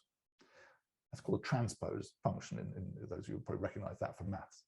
And so if we could represent, therefore, the rows, that's the classic sequence idea that you've seen from the previous couple of slides, and add it evolutionary information, and that's what you get from the columns, the evolutionary information from having different sequences from different species aligned with your target sequence at the top. This produces a 2D object that you can now apply 2D attention to. And that's exactly the basis of AlphaFold. This is how it works. You take a multiple sequence alignment, like this is a simpler one. Technically, we often ignore gaps that occur in the target sequence because, well, obviously you can have amino acids in evolution that occur in other sequences, but not in the one that you're looking at. But those aren't going to help us really very much. It turns out you don't really need them. They help a bit, but not much. So I often represent it in a simpler way. So we don't have any gaps in the first sequence, which is the target sequence. And you apply attention to this multiple sequence alignment along each row. And that's simple. That's what we've talked about before, strings of vectors representing amino acids. But you can do the same thing just vertically. You just imagine the image around the other way, and we're now just running down from the first sequence, second sequence, third sequence, and so forth. So I versus J.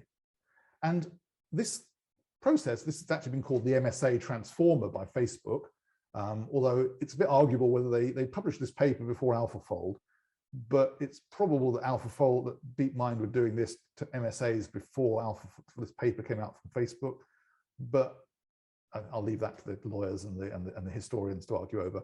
But we kind of call this general thing now, in general, it's called axial attention, because it works along different axes. But in the bioinformatics context, we call it the MSA transformer because that's what Facebook called it. They came out with a nice name for it, and DeepMind didn't. So that's the difference. Always, if you're inventing something, always come up with a clever name for it that catches on, and then people will remember you for it. But the concepts are broadly the same. You just run attention, a transformer in the horizontal and along the vertical, and combine those two representations. And how do you train it? You train it broadly, not always, it's not the only thing you need, but you train it using the BERT model again. And here I've taken our MSA and I've masked out amino acids. And this is the game. You take a multiple sequence alignment, you blank out parts of it, and you get the neural network to guess what's been blanked out. And you say, well, how's it possibly going to make that? How's it possibly going to know? Well, let's see, let's try it. Well, let's take this one. Let me pick one that I'm going to guess. Well, okay, this is an easy one. Okay, I've got a blank here. I mean, I could do this with a poll, but we haven't got that much time left, so I'm just going to play the game myself. Okay, I've got a blank here in the target sequence, in fact. I don't know what's there. Well, what can help me? Well, why don't you look at what the other sequences in evolution have got there? Oh, that's a good idea. So let's look down the column. And what I see there is I always see an alanine at that position in all the other sequences. So evolutionarily, alanine looks like it's highly conserved at that position. So I'm going to guess an alanine. Okay, that's going to be my guess. And let's see what the answer is. Hey, I've got it right. It's an alanine. Okay. And so by looking at other related sequences in other species, we get information on things like conservation and even covariation of changes of substitutions occurring. But even if I had a more complicated situation like this one here, for example, one just randomly looking at here, evolution isn't going to help me. Often it's a K, but it can also be a T or a V or a D. So could I use the sequence itself to help? And that's where we connect the dots back to covariation. If we look at what other amino acids occur at the same time as amino acids in that position, we can learn a horizontal rule or horizontal statistics along each sequence that will also give us a good guess as to what that amino acid is. And so by taking this MSA, we're forcing the neural network to produce vectors that embed not just the physicochemical structure of amino acids and proteins, but also the evolutionary history of all those amino acids. And everything is being boiled into the vectors that come out of this process. And so that's the answer. I'll flip them on and off so you can just see. By just solving, again, this simple BERT prediction problem, but in this case, where we've got evolutionary information to guide us, not just individual sequences, we can learn to produce a 3D structure. And so we're actually almost there. Actually, the last slide. How do you get a 3D structure out of that horrible thing? What you end up with after you've done this is for each amino acid that starts at the beginning like this, you end up with a vector. And all you need to do, actually, the minimum you need to do to make a 3D structure out of this, AlphaFold does more, but this is the minimum, is you take whatever dimension you've got these vectors in at this point. In AlphaFold, it's 256 dimensions. And you simply plug it into a neural network like this, a simple neural network called a linear, it's just a linear layer. It doesn't have any non-linearities. You just take the number of dimensions of each vector, you take those vectors, you feed it into this small neural network that's only job is to take 256 dimensions and convert it into 3 dimensions. And that's what's called dimensionality reduction, or in fact, more simply, just projection. It just projects these high dimension vectors into 3D. Why 3D? Why 3 dimensions? Because that's what we want. We want X, Y, and Z coordinate for each amino acid. So what we want our big MSA transformer to do, primarily at the core of AlphaFold 2, is to take the raw embeddings of the amino acids, crunch it through layers and layers of self-attention, playing the BERT game, but also to produce just 3 dimensions that you can then compare with the XYZ coordinates of the protein structure that you're training it on, hemoglobin, trypsin, whatever, and then back propagate the coordinate error loss so that ultimately you're training a neural network to translate from amino acids in a multiple sequence alignment to amino acids in a to the 3-dimensional coordinates XYZ that you're looking for. And that's not all of AlphaFold 2. I mean, that's kind of gets us, this is looking at what they call the Evo former block. I've kind of told you basically everything you need to do the top of this track. And this is about 80% of what you need. You can produce very good models just with what I've told you today.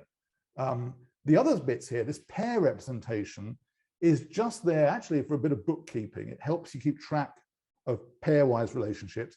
It actually also gets, and it turns out, because this was a puzzle for us when we went through those 62 pages, we couldn't work out where the positional encoding was. How does it solve, how does it realize, how does it work out it's a chain of things? How is it making sense of that?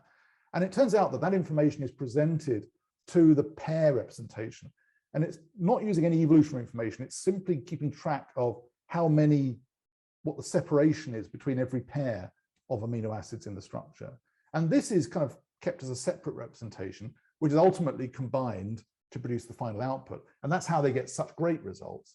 But you can get, you could have won CASP 13, I can guarantee you that.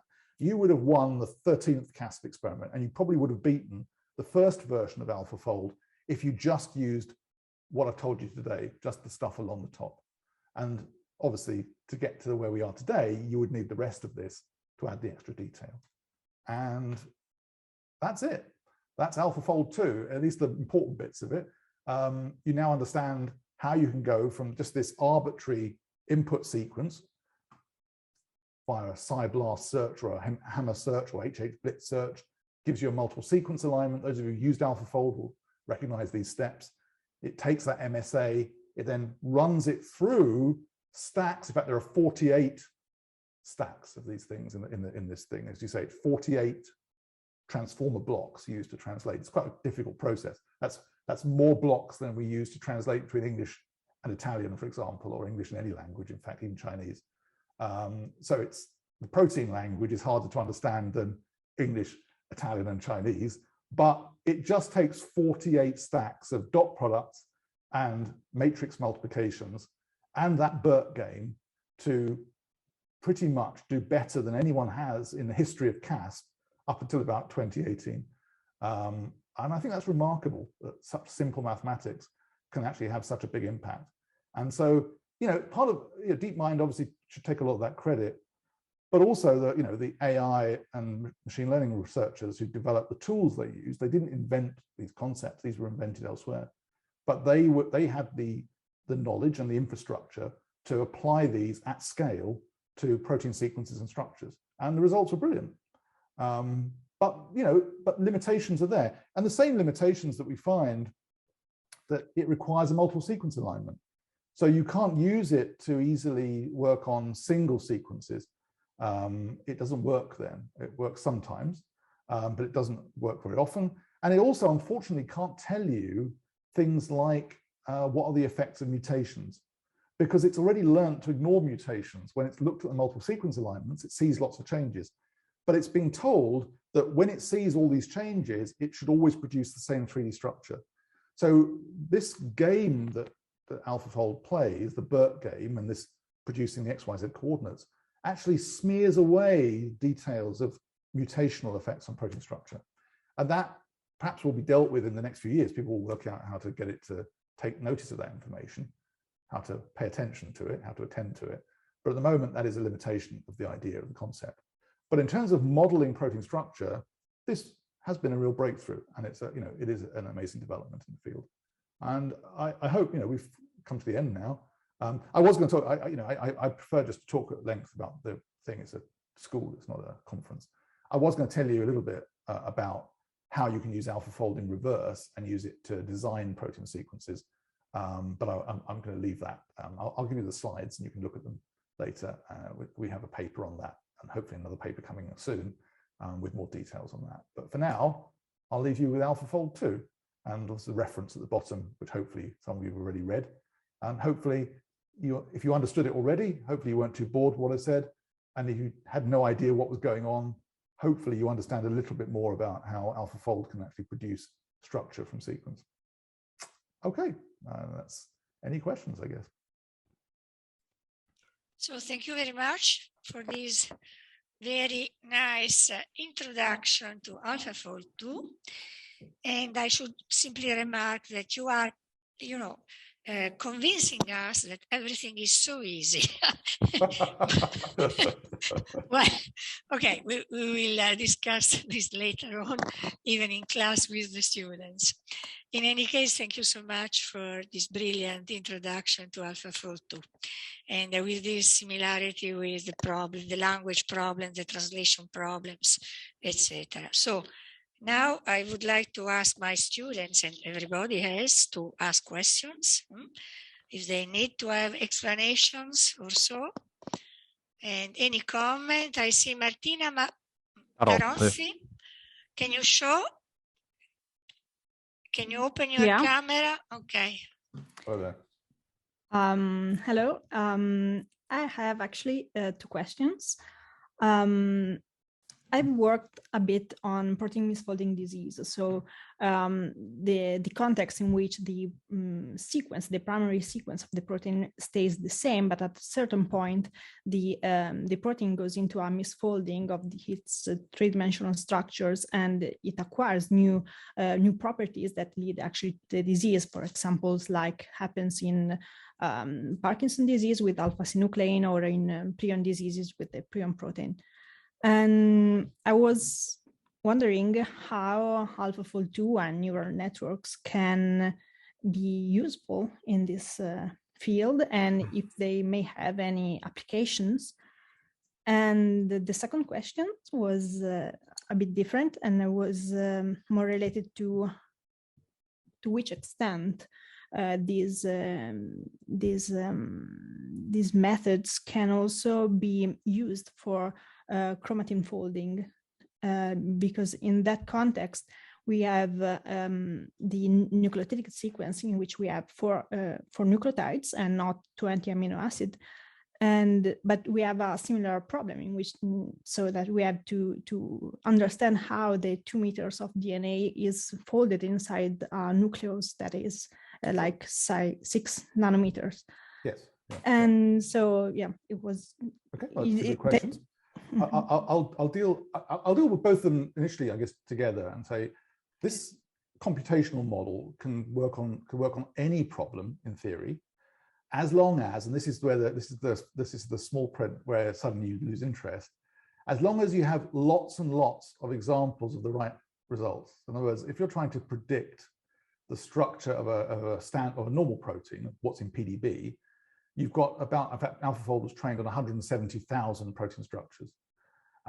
Now, unfortunately, as you probably know, crystallographers struggle to solve the structures of these variant proteins in their pathological state.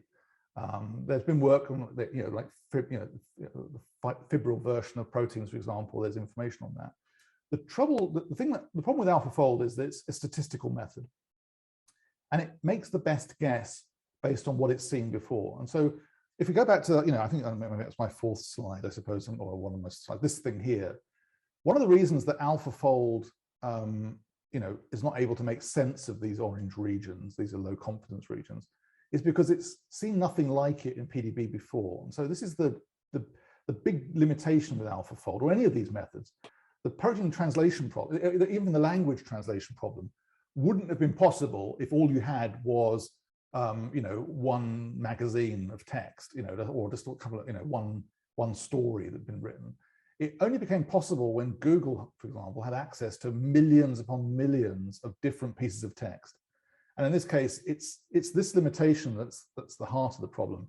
That to understand, no, it's not to say, so what I'm saying is, if you can find the data in some way to train it, then it will work, it will do it.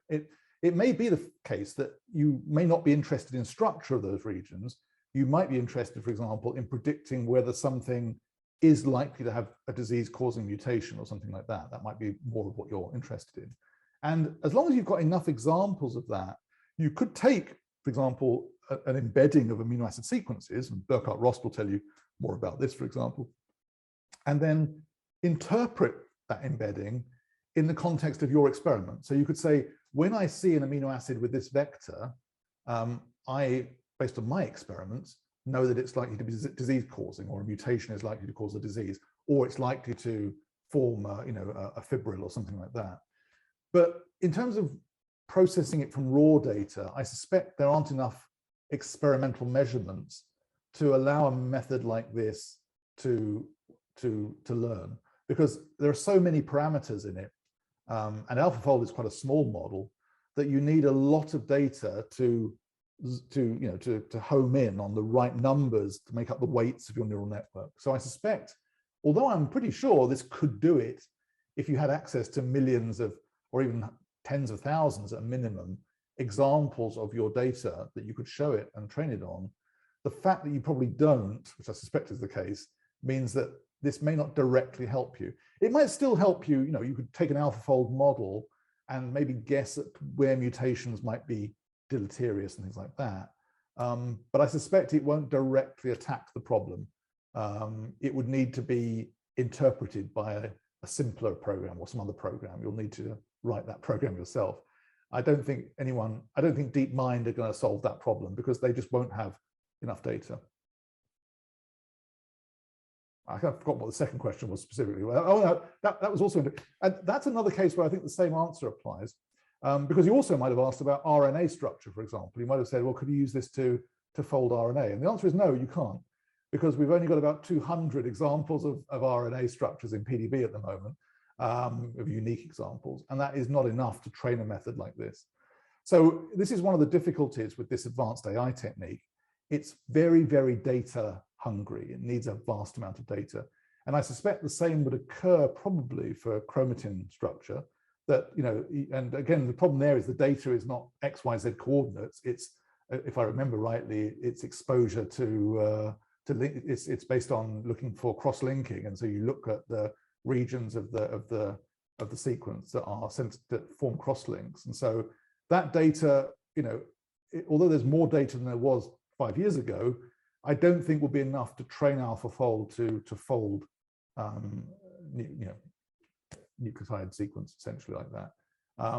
Eventually, someone might work out a way of doing that, of essentially maybe, you know, allowing this to be done on small amounts of data, but those techniques don't exist today. Okay, thank you. Thank you. More questions from the audience? I have a question, if I may. You can. No, there is another question from Prasant Ganta. Mm-hmm. Hello, sir. Thank you for the wonderful presentation.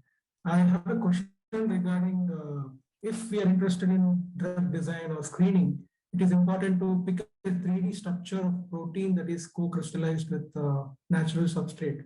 So since these, the AlphaFold is actually depending on the crystal structures which are present in the protein data bank, I would like to know whether these predictions actually take care of that pocket, whether that pocket size, volume, and other things will also be reproduced. Sure, that's a very good question. And actually it's probably what a lot of people are very interested in AlphaFold right now. Because there's two things happen in this. One, and so surprisingly enough, when you look at AlphaFold, it actually predicts the pockets that you kind of expect. And this surprised people because they thought, well, how did it know that there was a zinc binding site there? Or how did it know that, you know, this? And the answer was it had no idea. All it knew was that when it looked in PDB at things like this, and all it's doing is looking into PDB statistically and saying, when I see these kind of amino acids in my sequence, they seem to form a pocket like this. Now, in many cases, those pockets aren't really apparent until the binding ligand actually appears. They kind of form a lock and key type, you know, essentially it's a, you know, the thing that it's not so much that, but a kind of adaptive fit to the ligand. Yes. And the only reason that AlphaFold magically guesses is because when you crystallize these proteins, they're usually more stable when they have the ligands present than when they don't have the ligands present. And so crystallographers, when they deposit structures, are biased towards depositing structures where the binding sites are full. In other words, the hollow form of the protein. And so oddly enough, it's easier to get AlphaFold to predict the hollow form with the ligand than it is to get it to predict the apo form where the ligand isn't present. And that's because AlphaFold hasn't seen many examples of that. Now, we hope, and AlphaFold, it's something that I guess DeepMind are also interested in, that maybe buried in the weights of the network are the two conformations. Maybe multiple conformations are there, and it's just giving you the most probable guess. And in some way, you might be able to access the unbound form, maybe, and you might be able to get at these conformations. But at the moment, it's not clear how that can be done and how easy that would be to do. I should say they've also produced a version of AlphaFold that looks at protein-protein interaction, so you can use it to predict interactions between proteins. And so I think, you know, this is only the beginning, I think, of a whole new field, I think, opening up where we are looking at this. And again, as long as you've got enough data, and so in that case, you would need data on the unbound and bound form of the proteins and things like that, then you can make these predictions correctly. But AlphaFold is always going to make the percentage guess. It's always going to pick the favorite in the horse race. It's never going to guess that the horse that comes second is, so it will never guess those weird outliers. It will only ever guess the most likely thing. And obviously, thanks to crystallographers and the limitations of crystallography, and maybe that will change when we look at cryo-EM structures, that thanks to one of the limitations of crystallography, the crystals need to be stable and so forth, that the ligands are usually, those sites are usually full of ligand. And so AlphaFold guesses them correctly. But it's a very good question. Thanks for that. It's a really good. Just a follow-up question, sir. Do you think metadynamics or molecular dynamics will have any role to play in the future? Because molecular dynamics. Oh, molecular dynamics. Will it have any role? I could have given you a talk about. I think it will have a lot of impact. I think the future lies in linking AlphaFold to something like maybe a simplified version of molecular dynamics.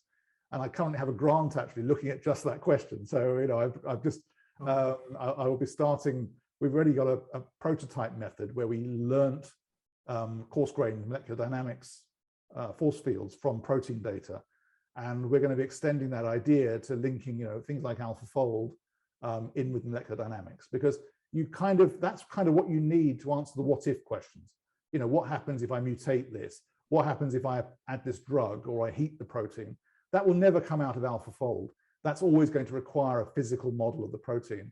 But I suspect bringing the two together is where the big breakthroughs are going to happen in the next 5 years. So that's an excellent suggestion, and one that I think will be one that a lot of people will be working on, including me, but other people as well. So.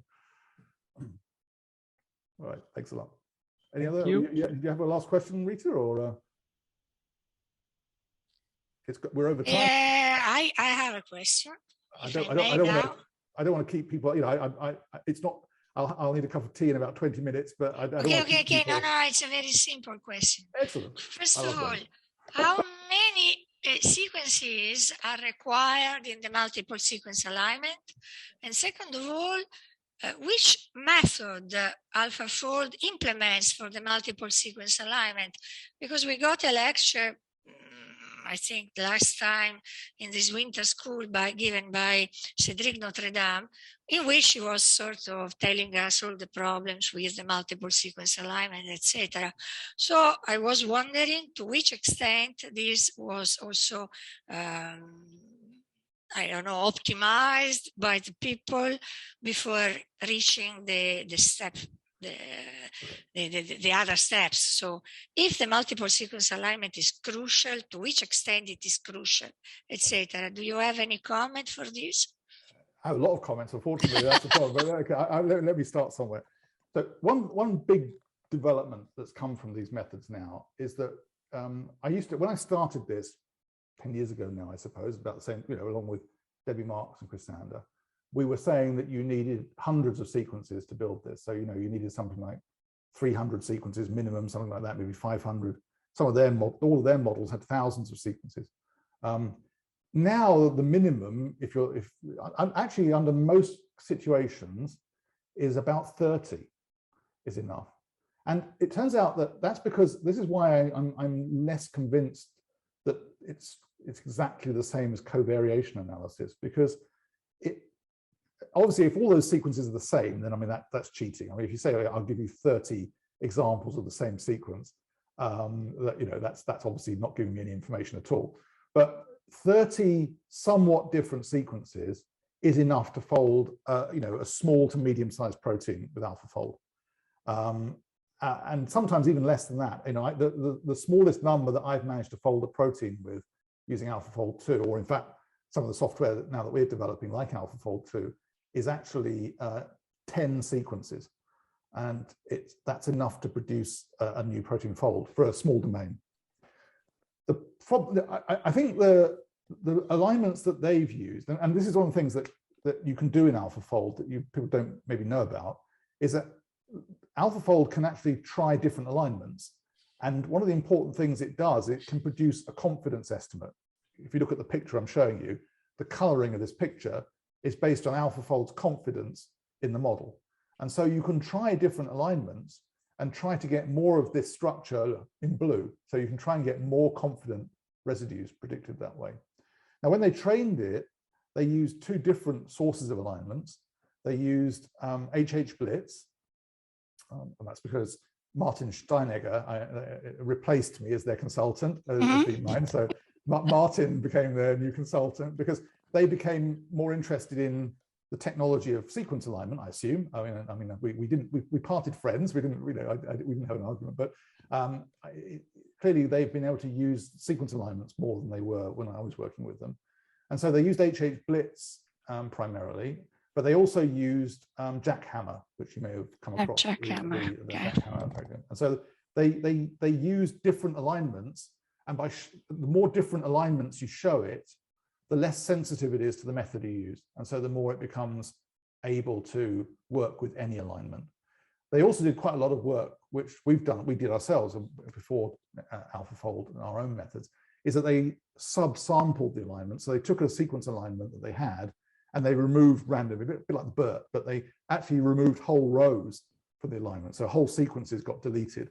And then they trained it on a sparse sampling of the MSA. And that helped them also make a more robust model. And so it's not very sensitive to where the alignments come from. It's a little bit sensitive, so it probably doesn't like tea coffee alignments. I'm guessing, I don't know, I'll just say that, but I don't know. It primarily likes HH Blitz alignments because it's seen most of those. Okay. But I'm sure tea coffee alignments are fine. I'm just guessing. Okay. Good. Very good. Thank you so much for the brilliant lecture. Thank you. Well, thanks for inviting me again, and it's nice to see you all. And I hope that sooner or later we will see each other. Hopefully, we'll be back in Bologna at some point. You know, we can meet in person again. But hopefully, this is the end. We're in the last phase now of the thing, and we'll be out of the pandemic. But anyway, it's nice to catch up with you all again, and I'll see you. Thank you very much. See you again. Thank you.